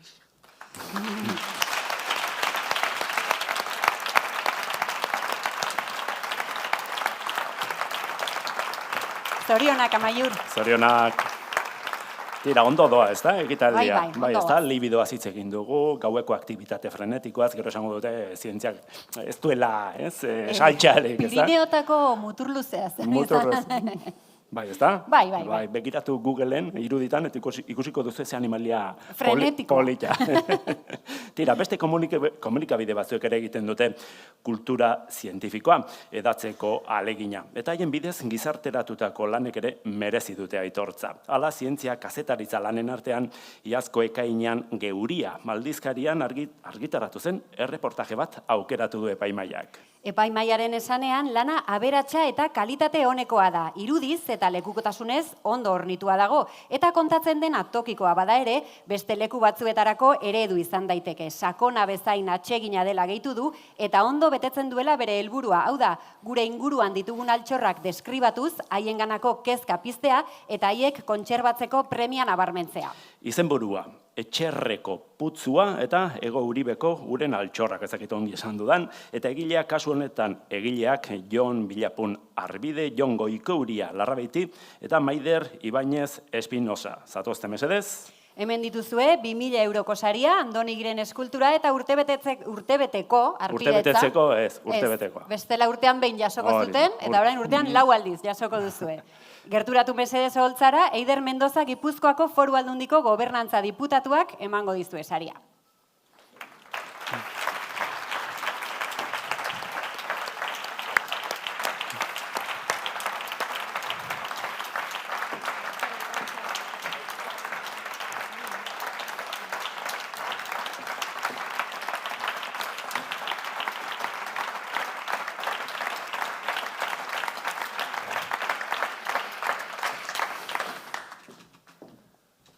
Bueno, eskerrik asko Kaf Eluyar sariei, eskerrik asko Eluyarri eta zorionak, 50 urte betetzeagatik, ez da bat ere erresa.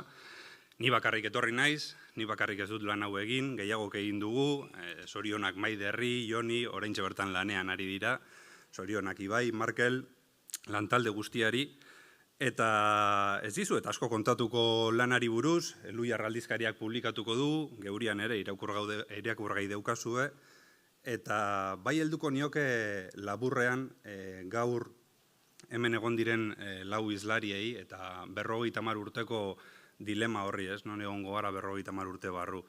Eta nik kazetaria naiz, kazetaritzan sinisten dut, nolabait esateagatik, eta uste dut 50 urte barru ez dela existituko. Hau da, kazetaritza ez dakit nola, baina ez dut uste existituko denik, ez dut uste gaur egun oso osasuntsu dagoenik, eta zientziaren inguruan hitz egin dugu Facebooken inguruan, hitz egin dugu adimen neuronalaren inguruan, tartean hor euskara dago eta euskararen erronkak ere bai. Ematen dudanak lerrokatuta gaudela bide berean eta ematen du dena aurrera joan behar duela, baina gero munduari begiratzen diogunean, konturatzen gara ez gaudela ondo. 100 urte biziko gara, baina ez dakigu nola ze bizikalitate aukiko dugun, ez? Galdera asko daude. Eta ematen du dena negatiboa dela, ez esaten nahi izena. Baina benetan sinisten dut, zerbaitek salbatuko baldin bagaitu beste gauza askoren artean kazetaritza dela. Kazetaritza egitean hobeto bizi gara, denok hobeto biziko gara, eta uste dut zientziarekin batera eskua manda historian bide handia egin du, bide luzea egin du, eta egiten jarraituko duela. Ez dakit nola edo non egongo garen, baina uste dut kazetaritzak bidea egiten jarraitu behar duela. Eskerrik asko.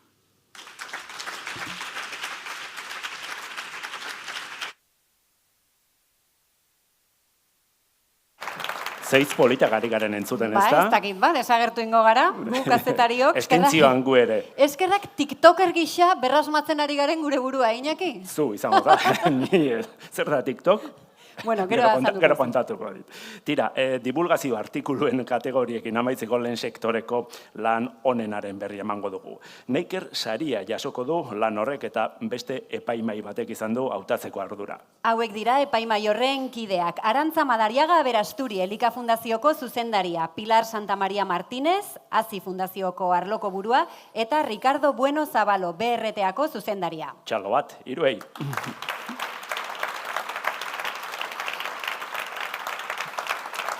Epaimaiak gogorarazi du Neiker sariaren helburua lehen sektoreko ikerketa eta haren gizarteratzea bultzatzea dela.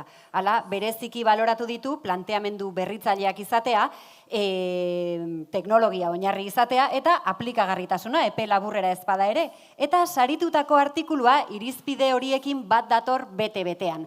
Gaur egungo behar bati erantzuten diolako, digitalizazioan oinarritzen delako eta kate osoa hartzen duelako kontuan. Horrez gain, didaktikoa dela eta ondo idatzia dagoela azpimarratzen du. Artikuluaren izenburua, hauxe da, zer diotxo sagarrak jogurtari, berriz ere esango dut, zer diotxo sagarrak jogurtari, egilea Fatima Villa González eta Bostonen dagoenez, Ameriketan bertatik bidali digu agurra. Bideo bat. Da ongi etorri Bostonera, nire izena Fatima Villa da, eta, bertatik hitz egitea hotzuek, hemen nagolako doktoretza tesiko egonaldi labur bat egiten da, ezin izan zelako Donostira bueltatu saria jasotzera.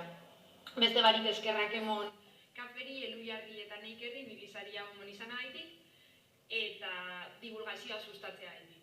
Azken finean, zientzialarioi askotan azteina pulso zer dalako, eta gure ikerketa bezain garrantzitsua dalako, egiten duguna ezagutzera emotea, eta besteek edo zientzialariak ez direnek ulertzea.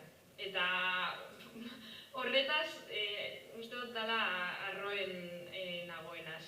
Nire ikerketa bai, pizka bat zabaltzea lortu dodala artikulu honen bitartez. Beste barik mil esker, eta bueltan ikusiko gara, maiatzen amaieran. Mosu handi bat.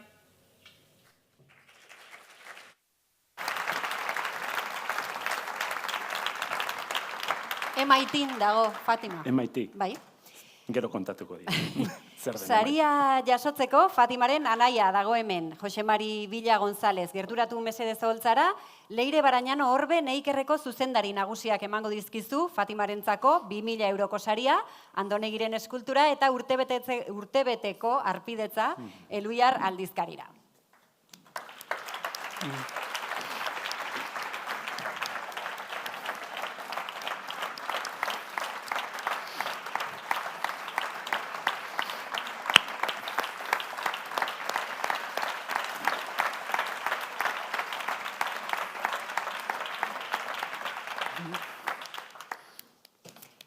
Eta iritsi gara sorkuntza beka banatzeko unera, baina lehenik aurkez dezagun lanik onenak aukeratzeko ardura izan duen epaimaia. Lorea Agirre Dorronsoro Jakin Fundazioko zuzendaria, Josu Rekalde Izagirre, EHUko Artea eta Teknologia saileko katedraduna. Koldo Almandoz de la Cruz, zinema zuzendaria eta Irune Bengoetxea Lanberri Elujarreko komunikazio arduraduna. Hauei ere txalo joko diegu, ezta?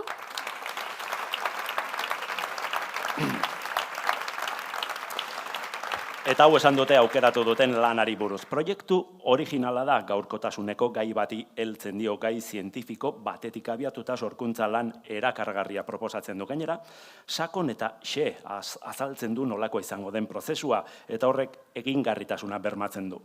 Proiektuaren izena, ostutako paisaiak antropozenoaren aztarnak Euskal Kostaldean eta egilea Arantzazu Luzarraga Iturrioz. Hemen dituzu 5.000 euroko diru laguntza eta Andonegiren eskultura gerturatu zaitez mesedez, oholtzara, Jon Abril Olaetxea, Elujarreko koordinatzaile nagusiak, emango dizu saria.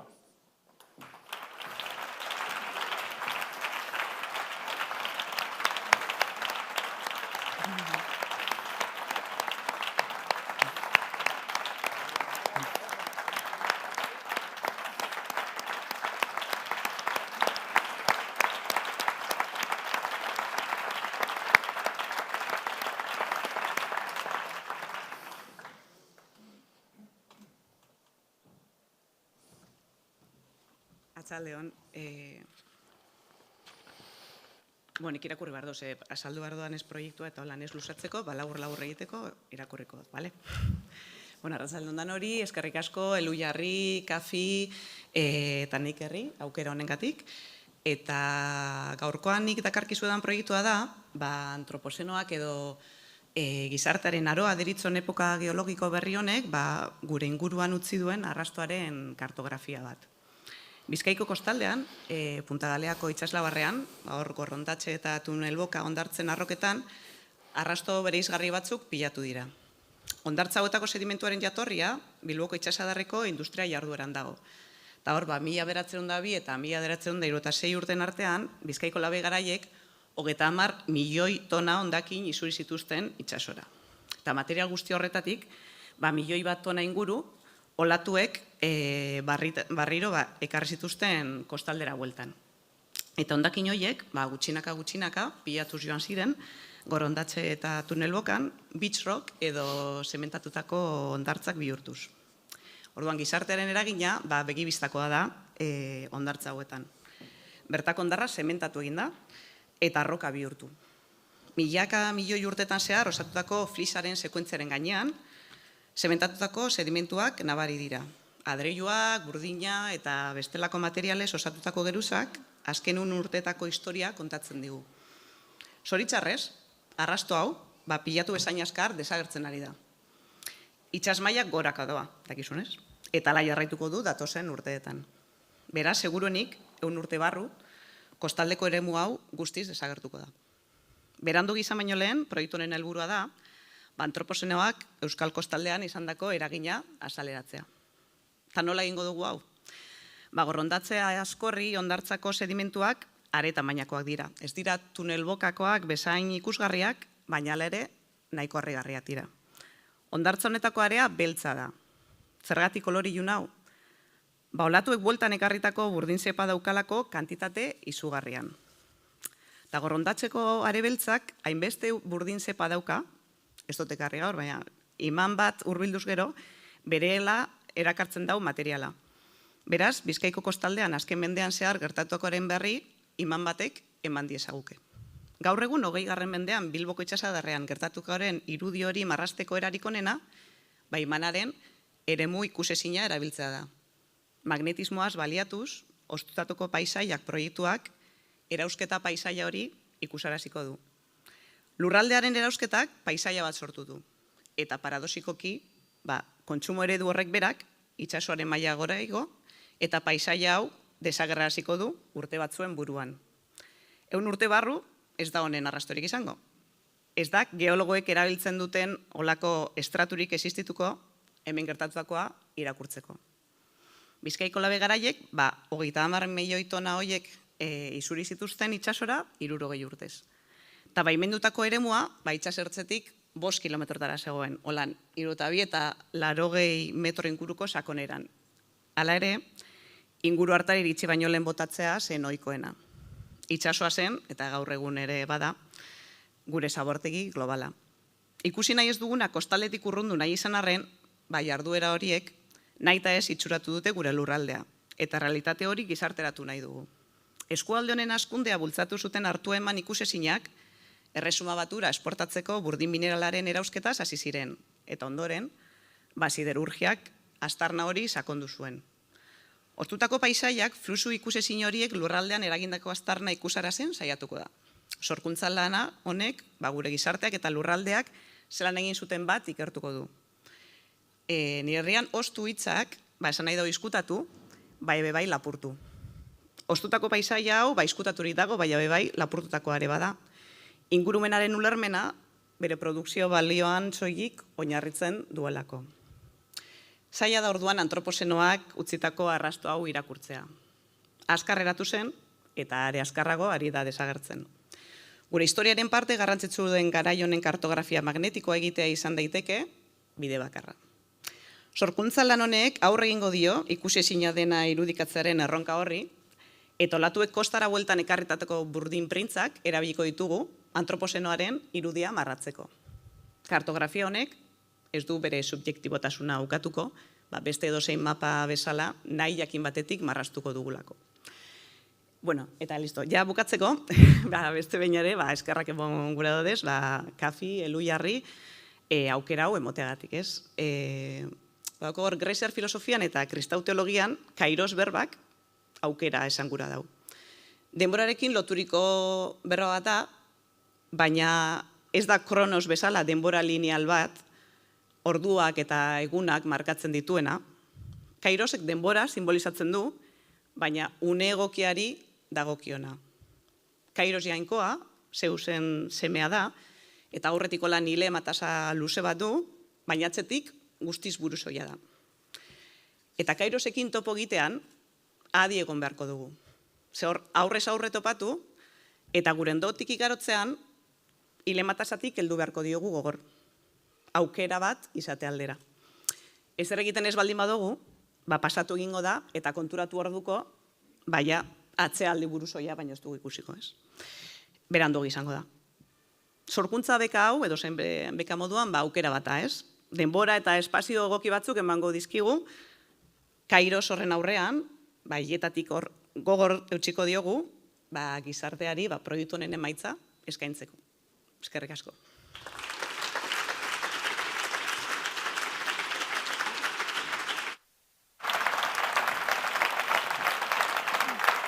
Eskerrik asko Arantzazu. Oso interesgarria, Bai, desiatzen nago. gaude. Urte bete itxaron beharko dugu emaitza ikusteko, baina tira. Tira, eta orain, 2021 egingo dugu salto. Iaz sorkuntza beka jaso zutenen lanak ezagutzera. 2 proiektu izan ziren sarituak, bata musikaren ingurukoa eta bestea geografiaren ingurukoa.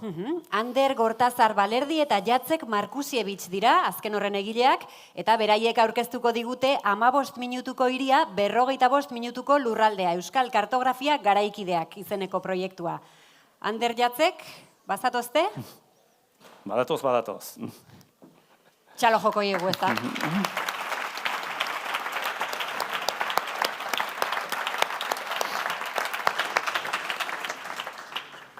Honen bila gentozen. Bitu, mentxeago. Atxaldeon, lehenik eta behin eskerrik asko bai Kafi, bai Elujarri sorkuntza beka honengatik eta zorionak Arantzazu oso interesgarria uren urterako prestatuko diguzuna, segurazki. 15:45 hau da gure proiektua. Beka honek asko gustatzen zaigun zerbait egiteko aukera eman digu, datuak eta mapak. Baina datuak eta mapak gai bezala ez da nahikoa. Eta behar genuen narratiba bat. Eta beraz azken urtetan asko entzuten diren 2 kontzeptu erabili genituen. Alde batetik 15 minutuko hiria eta 45 minutuko lurraldea bestetik. Bigarren titularra ere gehitu genion, Euskal Kartografia garaikideak. 15 minutuko hiria ez da berez, ez da kontzeptu berria, izena agian bai, Carlos Moreno zientzialiariak sortu zuen duela urte batzuk, Carlos Moreno Parisko alkate Ana Hidalgoren aholkularia da, eta labur esan da, 15 minutuko hiria da, funtsezko funtzio urbanoak gertu izango dituen hiria, oinez joan da 15 minutuko radioan. Hala ere, kontzeptu asko gustatzen zaigu, baina hala ere badakigu 15 minutuko hiriak ezin du azaldu gure egunerokotasuna, eta esango nuke sari banaketa hau ere horren izpilu dela, ez? Duek etzerate 15 minutuko erradiotik etorri, eta alde hortatik asko gustatzen zaigu Marina Garcés filosofoak maiz aipatzen duena, ez? Distantziarekin kontraesankorra ez den beste eskala bateko auzotasunaren ideia. Eta beraz, hasiera-hasieratik denboraren kontzeptua oso presente genuen, ulertzen dugulako denborak beste gai asko zeharkatzen dituela, eta aldi berean elkar baldintzatzen dutela. Proiektu hau beraz Euskal Lurraldearen esplorazio bat da. Datu geografiko digitalak gero eta eskurago ditugu, eta horiekin esperimentatu nahi genuen. Datuak iturri desberdinetatik jaso genituen, eta erabili ditugun zerbitzuen artean hauek daude. Bat Kopernikus, da Europar Batasunaren lurraren observaziorako programa, gero Euskadiko datu espazialen azpiegitura, Espainiako Centro Nacional de Información Geográfica, eta Pigma, Akitania berriko datuen portala. garbi genuen nondik hasi. Hirigintza gida guztietan aipatzen den lehenengo gauza, terra. Honek baldintzatzen du dena. Irudi honetan adibidez Euskal Herriko topografia hartu dugu eta 0 eta 500 metro arteko lurraldea bakarrik erakutsi dugu. Eta iruditzen zaigu dinamika asko azaltzen laguntzen duela. Ointxe, ez dakit nora inbarreten tiro honekin. Bai joa. Lurra bai, baina itxasoa ere hementxe ondoan dugu. Eta askotan itxasoa alako lur gainazal infinitu baten moduan irudikatzen dugu. Eta gutxitan erreparatzen diogu ondaleari, azpian dagoneari. Eta batimetriari esker ezagutu genuen, guk lehenago ez genekien zerbait, Kabretongo horria, hor goian ikusten dezuen, irudian goian ikusten dena, Frantziako landen aurrean dagoen nolabait mendikate aldirantzizkatua, ez? Bi plaka tektonikoren banaketak sortu zuen 2000 metroko sakonera eta 150 kilometroko luzera duen mendikate alderantzizkatu moduko bat. Jatzak aipatu du hirigintza gidak, ez? URBS da askotan aipatzen den beste zerbait, hau da, zein den gure hiriaren dimentsio formala edo solidoa edo eraikia, eta nahiz eta egia den geografiak edo baldintza geografikoek asko baldintzatzen dutela gure hirien kokapena, ez da nahikoa gure hiriak azaltzeko, baldintza kulturalak, teknologikoak, politikoak, ekonomikoak garrantzia handia dute ere, ez? Eta kasu honetan, plan honetan, Euskal Herriko eraikin guztiak erakutsi nahi ditugu, soilik eraikinak, ikusteko ze forma hartzen duten. Eta oso interesgarri iruditu zitzaigun, holaxe, horrega igual, beste bat, holaxe. Oso interesgarri iruditu zitzaigun ze morfologia ezberdinak sortzen diren, ez? Morfologia da hiri batek hartzen duen forma, eta Euskal Herrian ere asko topatu ditugu eta oso ezberdinak, ez? Adibidez lehenengoa Gipuzkoan oso azkar ikusten da gure baiaren formagatik eta hiriek ze forma lineala edo hartzen duten, bigarrena Iruña edo Iruñerrian alako mosaiko baten itxura hartzen du, eta aldiz Arabako lautadan herri koskor nahiko dentsoak ditugu, eta beraien artean oso gauza gutxi. Eta iparraldean, adibidez, azkena da, oso desberdina da. Herriak ez dira hain kompaktoak, eta dentsitatea oso txikia da, baina lurralde osoan zehar. Eta polita da, guretzat ere Bilbo handia, eta Lapurdiko kostaldea parez pare konparatzea. Adibidez, kasu honetan beltz koloreak tamaina antzekoa hartzen du, baina ezkerreko irudian 1.000.000 pertsona bizi dira, baina erdikoan 4 aldiz gutxiago. Eta datuak bisualizatzeaz gain, datuak erabiltzen ditugu ere informazio berria sortzeko eta formarekin jolasteko ere. Kasu honetan adibidez, galdera batetik abiatu ginen, nora iritsi gaitezke Gasteizeko Eraztun Berdetik 10, 20 eta 30 minutuko denbora tartean oinez. Naturalekin batera, paisaia ere asko interesatzen zaigun kontzeptu bada, azkenean autobidek edo trenbidek paisaia eraldatu egiten dute, baina aldi berean bertatikoa zenean, bai trenez edo kotxez edo autobusez, bestela ikusi ezingo genituzkeen paisaiak ikus ditzakegu, ez? Agian ez dira paisaiarik ederrenak edo paisaiarik ekologikoki interesgarrienak, baina ikusten ditugun paisaiak dira. Orduan, esperimentu txiki batzuk egin genituen, kasu honetan puntu batetik abiatuta, puntu hortatik ikusten den guztia plano batean jarri, eta ikusten ez dena txuriz, ez? Eta kasu honetan hau berastegi da, A15 autobidea Beraztegi gainetik pasatzen denean, hori bertatik ikusten den guztia mapa batean jarrita, ez? Beraz, txuriz ikusten dena, bada eraikinek edo mendiek edo maldek ikusten uzten ez diguten hori. Eta pixat, aurkezpena amaitzeko, naiz eta ez den egin dugun guztia, eta, jazer esplikatuko nun ikus daiteken dena, gure obsesio txiki bat, guk maiz egiten dugu Euskal Herritik Poloniarako bidea hegazkinez, eta gure obsesio txiki bat beti dira aireportuak, ez? Eta batez ere gure bezalako herri txiki batean, provintzia bat, aireportu bat, axioma hori, beti iritu zaigu apur bat, eta redundantea edo, eta nola saiatu beharko gineateken, lankidetza edo mugaz gaindiko lankidetza hori erabiltzen, apur bat aireportu sistema optimoago bat eukitzeko, ez? Eta horrekin ere, balako mapa sekuentzia bat egin dugu, bost mapa ezberdin, aireportu bakoitzetik, nora iritsi zaitezke, nundik dagoen aireportutara iristeko aukera honena, eta gure obsesio bat. Esan duzuna, hau da zatitxo bat bakarrik, eta gaia interesatzen bazaizue, bi modu dituzue materiala ikusteko.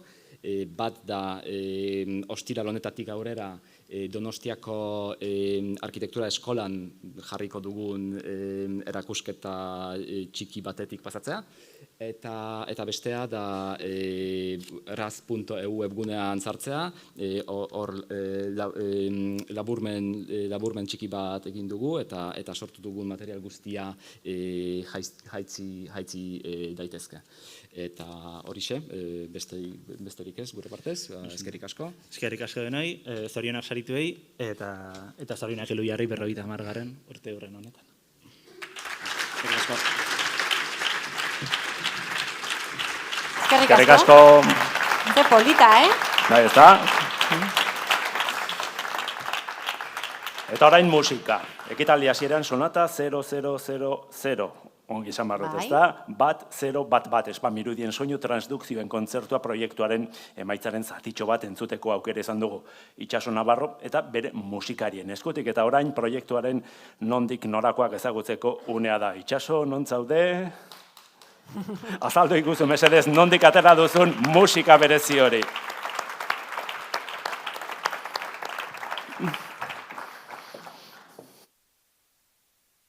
Bueno, kaixo, lehenik eta behin eskertzea nirekin jo duten musikariei, beraiekin ezin naizela musikari moduan eta heziketa horretan datza proiektuaren sustraia. Eta hori esan da, ongi etorri etorkizunera. Gaur etorkizuneko entzuletan bilakatuko zarete. Hemen, gure gaur egungo informazioa etorkizunetik interpretatuta entzungo duzue. Gizakiak historian zehar betidanik erakutsi du iraganari buruzko jakinmina, eta egiten dituen aurkikuntzak testuingurutik kanpo aztertzen ditu. Duela 14.500 urteko itzuletako pinturak gure ulermenetik kanpo gelditzen diren bezala, gure gaur egungo garaiaren alderdi sozial eta kulturalak ikuspuntu berdinetik aztertuak izango dira. Iritsiko da eguna, etorkizunean, non 21. mende urrunura nolako ote zen galdetuko duten. Gure hondakinetan bilatuko dituzte erantzunak. Egunero biltegiratzen ari garen zabor virtualaren hondakinekin egingo dute topo. Kode binarioko euskarri duten hondakin virtualek gure burua irudikatuko duen ondarea da. Gaur egungo gure bizitza euskarri digitalean bideratzen dugu. Egunero eratzen dugun informazio gehiena virtualki artxibatzen dugu. Horregatik, proiektu honek gure ondarea virtuala izango delakoan egiten du apostu. Egunero eratzen ditugun datu virtualen artean, bere gehiengoan zaborra besterik ez da. Zabor virtuala hain zuzen, spamere deritzona. Etorkizunean, probabilitate hutsagatik gure spama aurkituko dute gu errepresentatzen. Gaur egun, edonork ikusi nahi ez duen iragarki zakar batek guregatik hitz egingo du. Erabat photoshopeatuta dauden gorputzek, zeintzuk individuo moduan errepresentatzen ez gaituzten, kolektibo edo gizarte moduan errepresentatuko gaituzten. Proiektu honek egun arrun batean interneten aurkitu dezakezun spam aleatorioa biltzen joan da. Hau bere bitarkodean deskodifikatu eta eratutako kode baten bitartez musika bihurtu du. Harmonia musikal klasiko okzidentaleko araua jarraituz eraiki da kode hau. Ikuspuntu honetatik ateratzen diren soinu guztiak, historiak, oraingoz behintzat, ez baititu musikatz hartzen. Beraz, ezagutzen ditugun betiko frekuentziak, hau da, do, re, mi, fa, sol, la, si, do, eta bere sostenido eta bemolak, izango dira musikalki representatuko gaituztenak. Bueno, labur bilduz, musika eta kode bitarra elkartzen dituen elkargune baten bidez, bitarkodea musika bihurtzen dut. Bueno, eta zientzia hori egiten duen zientzialariaren ikuspuntu zehatetik eratzen da. Eta horregatik, proiektu hontan, maila, estilo eta adin desberdinetako musikariek internetetik guri buruz bildutako datu digitalak interpretatzen dituzte etorkizuneko izakiak balira bezala. Maila, estilo eta adin desberdinetako zientzialariek guri buruzko informazioa aurkitzean egingo luketen interpretazioak bezalaxe. Bueno, eta ja bukatzeko. Sortutako kodeak edozein kode bitar musika bihurtu dezake. Proiektu honek 11 aspamirudi deskodifikatu ditu, baina nahi deskodifikatu ditzazke. Eta proiektu honetan entzungai daude 11 aspamirudi. Diska batek bilduko dituenak eta plataforma digitaletan entzungai egongo dira. Eta hori da guztia. Eskerrik asko.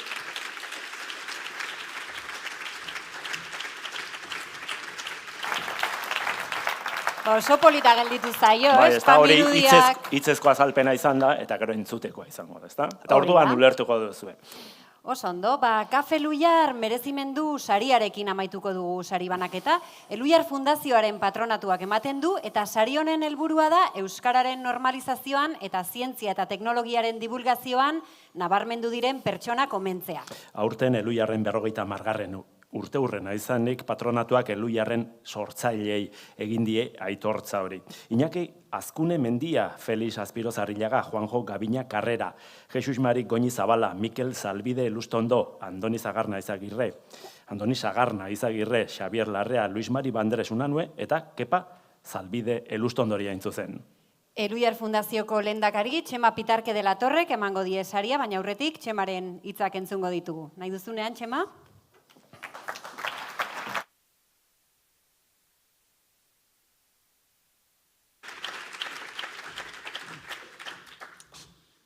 Arratsaldeon. Bueno, zenbait bider esan dugu, aurten izan da Elhuyarrek 50 urteko ibilbidea bete duela, ibilbide oparoa, esango nukenik. Horregatik aurtengo merezimendu saria Elhuyar sortu zuen 9 laguneko lantaldeari eskaini nahi izan diogu. Garai hartan ni artean batxilergoan enbilen, ordan naiz asko goratzen, baina 70ko hamarkadaren bukaeran, unibertsitatean ikasle nintzela, orduan tokatu zitzaidan zientzia binomio hori deklinatzen hastea, eta orduan segituen izan nuen Elhuyarren berri. Ezagutu nuen garai hartako Elhuyar ikerketa aldizkari zaharra, gerora zientzia eta teknologia aldizkari berria ere bai, gero jatorri ziren Hiztegia eta Teknopolis, Kafe Elhuyar merezimendu sariak, Hiztegi enziklopedikoa eta abar luze bat. Orduan, hoitzek izan ziren nik izan dituen leheneko kontaktuak Elhuyarren hasierako urteekin.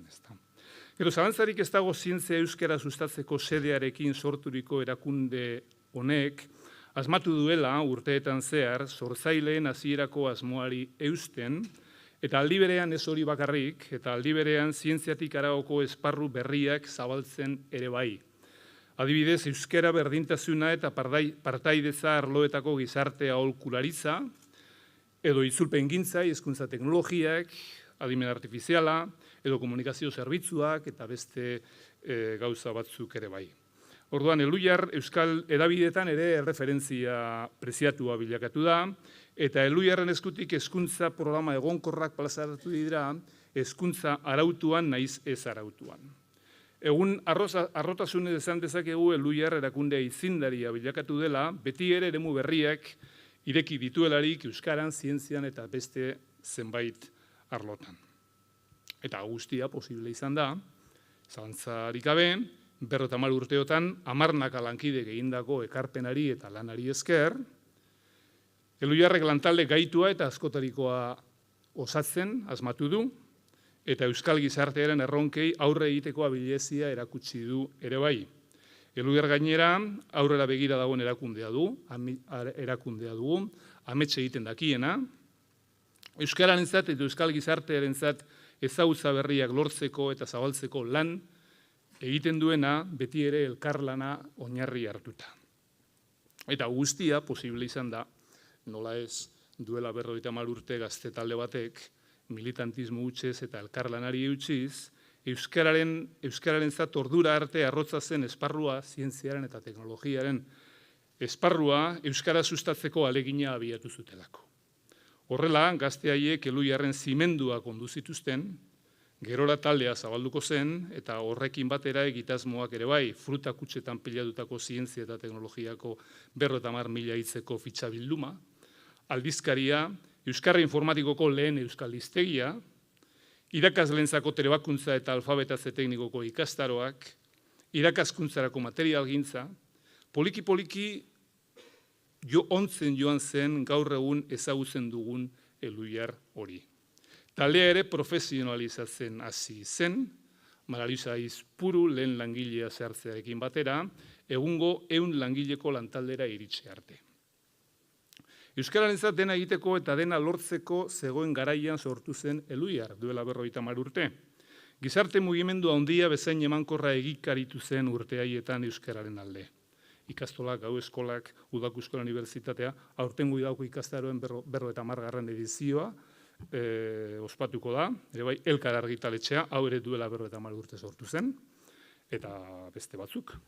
Euskararen bizi berritzerako ezinbestekoak izango ziren erakundeak eta egiturak guztiak ere, eta aurrera begira etorriko ziren bestelako baliabide, edabide, edota administrazio publikoetako lege eta politiketarako ernamuina izan zirenak. Izan ere, euskararen berreskuratze prozesua, bere argi-ilunak argi-ilun, bestelako hizkuntza gutxiagotuentzat erreferentzia eta eredu izan da, eta hori Eluiar bezalako erakundeen sorrerari esker izan da posible besteak beste. Horregatik, guztiagatik, duela 50 urte, Eluiarren zimenduak jarri zituen 9 laguneko lantaldea ekarri nahi dugu gogora. Iñaki Azkune, Feliz Aspiros, Luis Mari Bandrés, Juanjo Gaviña, Jesus Mari Goñi, Xavier Larrea, Andoni Zagarna, Kepa Zalbide eta Mikel Zalbide.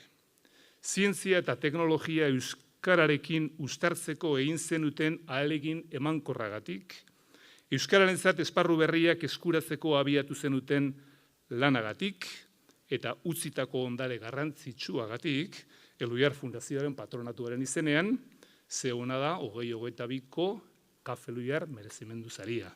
Behion da izurela.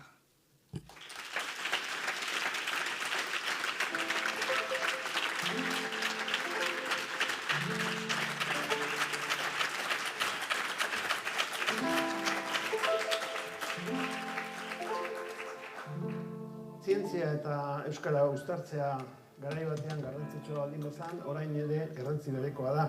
Beti euskara dabil txakurra mingainatea eta bezala korrika, ezin iritxirik.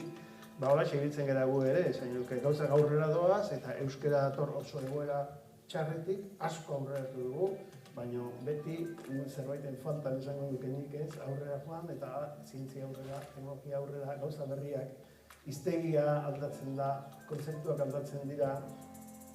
Garai hartan, euskaraz, terminologia oso gutxi zegoen, eta gu nola ingeniero ikasten eginen, eta gai asko ikuitze egin, baina euskaraz etxean eraztasunik ematea erabiltzeko. Orduan hasi ginen, fitxa egiten, gure eztabaida txiki egiten du larun bat arratsaldetan, eta pixkana hasi ginen artikulu egiten. Artikulu egin revistarat osatzen, eta arpidehunei zabaldu, zola hasi ginen, ni aurrenekoa eta biharrengoa eta goatzen den nola imprenta manillo, ondo pasatzen ginen. Eta sortu zen. Gogoan dut, ilunabar batean, nire logelan nola sortu nuen logoa. Nire ustez, hizkuntzaren modernizazioa, hizkuntzaren elaborazio terminologiko, sinaptiko eta estilistikoa izan da Eluiarren ekarpenik handiena. Eta horren oinarrian dagoen kontzeptua intertranslatability da. Hau da, elkar itzulgarritasuna. ingelesez, frantzesez, gaztelaniaz, alemanez esaten den hori, euskeraz esan ahal izateko egin behar dian elaborazioak egitea.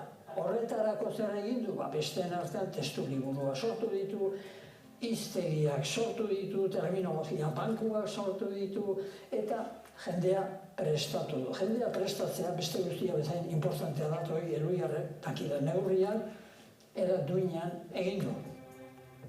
Nire kasuan esan behar dut, erakutsi baino asko ikasi nuela ni garai hortan nire lankidekin eta nire lagunekin, ez? Ni irakasle izan naiz, bizitza osoan. Orduan, klase eman izateko, liburuak idatzi izateko, sortu behar zen hiztegia, baita ere esamoldeak bi alderditatik ikus daiteke. Alde batetik, beharra eta gabezia, baina baita ere oportunidadea. Guretzako ere baita ere, ni behintzat bizi izan dut hori baita ere, oportunidade bezala, gauzak sortu izateko, behaz nahi oso eskertuta nago. Hasieran, hain dela 50 urte, gehienez dozena bat juntatzen hasi ginen, Zirkulo San Ignacio Donostian, jendea gero eta gehiago profesionalizatzen hasi zen, plantilla zabaldu egin zen, hasieran amateurismo utza zena, gero lanbide ere gastatu zen, ni neuk esateratako 19-20 urte egin nituen plantillan, eta hor bere biziko edapena ikusi genuen, eta azkenean plantilla 80 pertsonaino aiatu zen, edo edatu da, emendatu da, eta, horren bezaz postaikoa da. Aldaketa izugarri izango dira. Baina hori historian zehar beti hori gertatu da.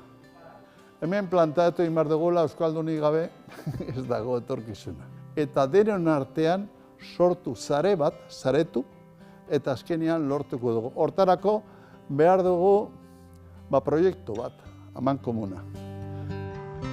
Ez genuen horrelakorik amestu, inkluso pensatu horretan beste behar batzu zeuden, asko ez dakit oinarrezkoagoak, eta behar horiek betetzera hasi ginen lan egiten. Gaur ikusten duzu, Elhuyar zer den, eta gehiatzen zea pixka bat txundituta, zenbat lan egin duzue urte hauetan.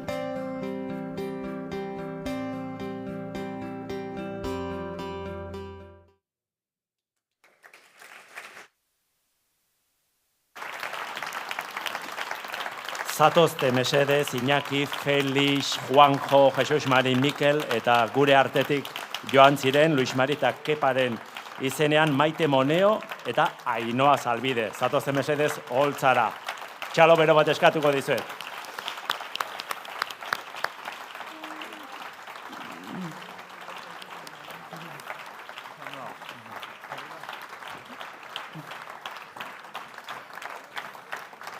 Aurrera xego, igualez. Kontuz. Aurrera xego, joan zait. Aurrera xego. Kontuz, bai. Aurrera xego, joan zait ezte mesedez, aurrera xego.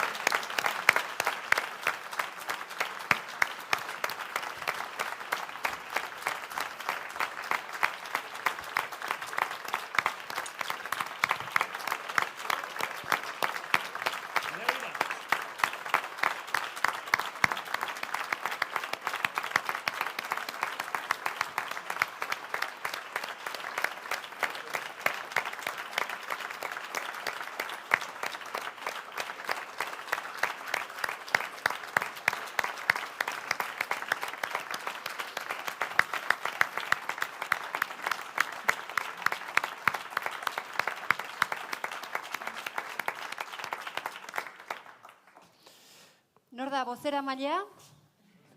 Norbaitek esan barko du zerbait.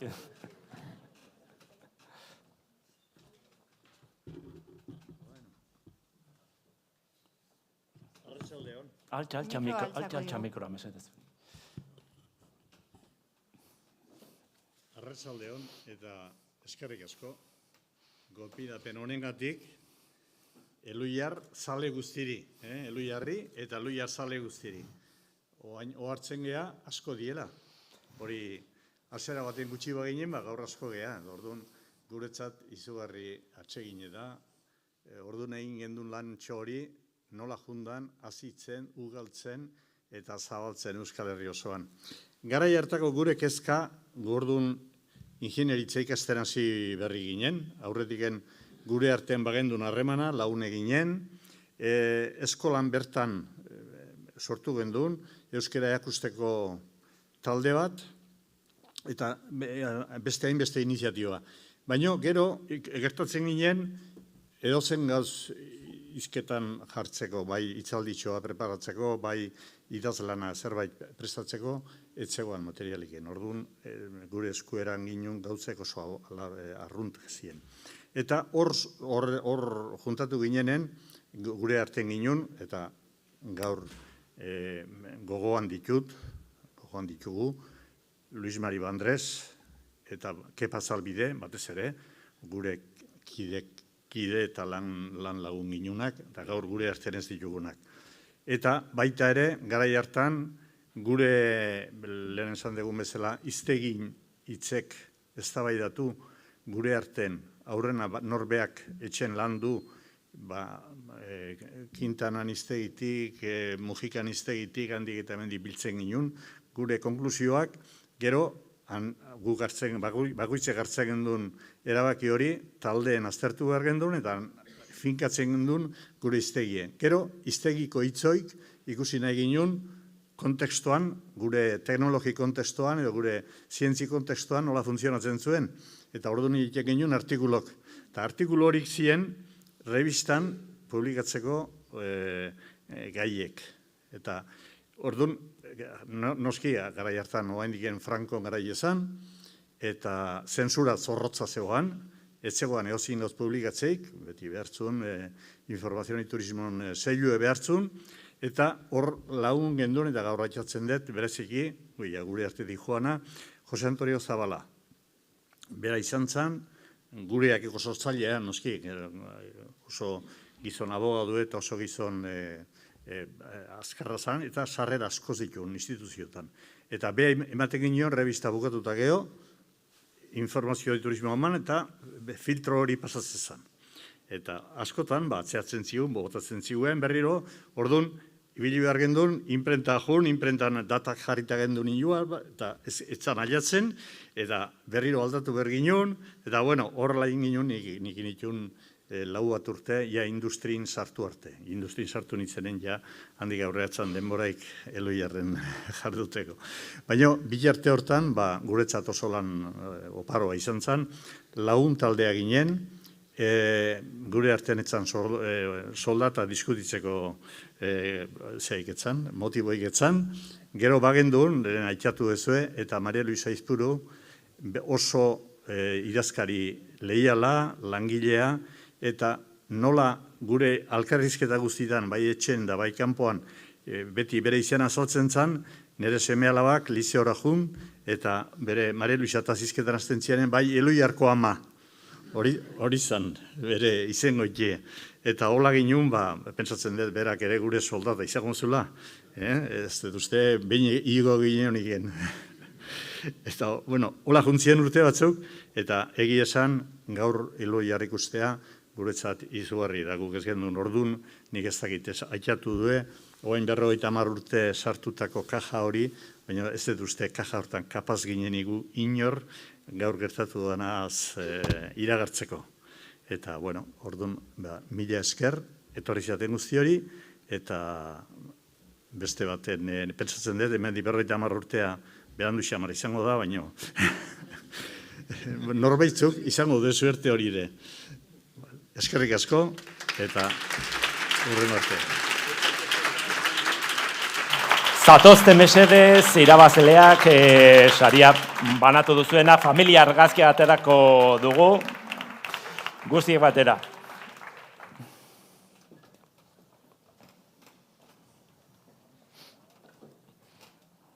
Aurrera xego igual. Bai, aurrera zaitezte, oso atzera. Aurrera. Bete aurrera.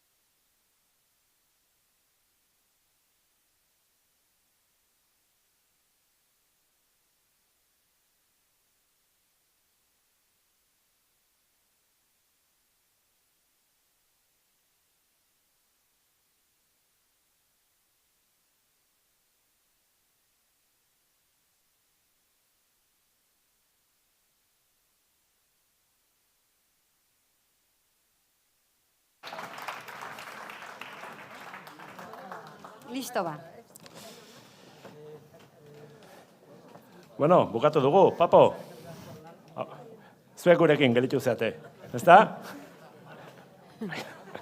Kontuz, hor poliki. Bueno, opera emanaldietan bezala, txalo zaparra da, ezta? Merezitakoa. Merezitakoa, jendea zutik, emozionatu egin naiz. Bai, nire pixka bat.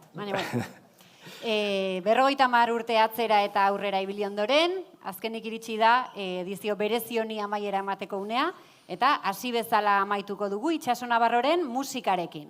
Datorren urtean 50 gehi bat beteko ditugu eta ospatu egingo dugu, ezta? Bai, horixe. Datorren urtean espero zaituztegu hemen. Datorren urte arte, aio. Ondo izan.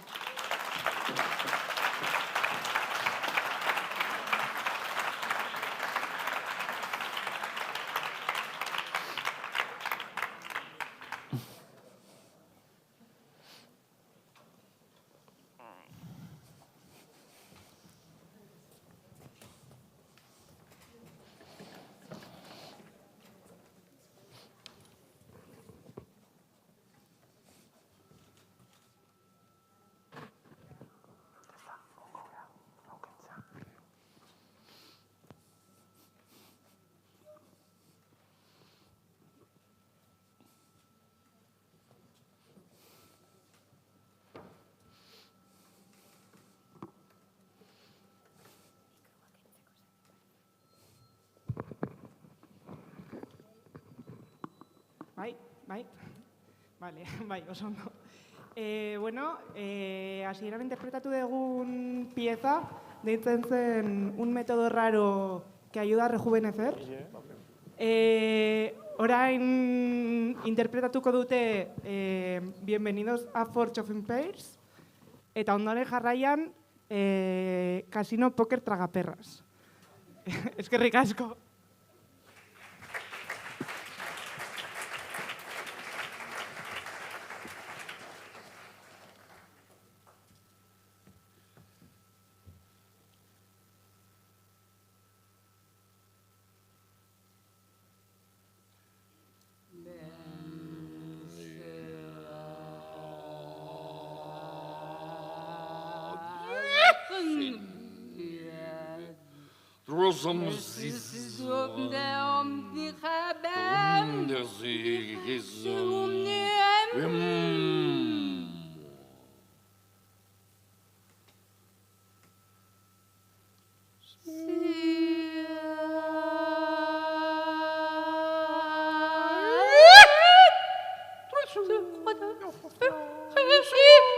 When death has been solved, this is...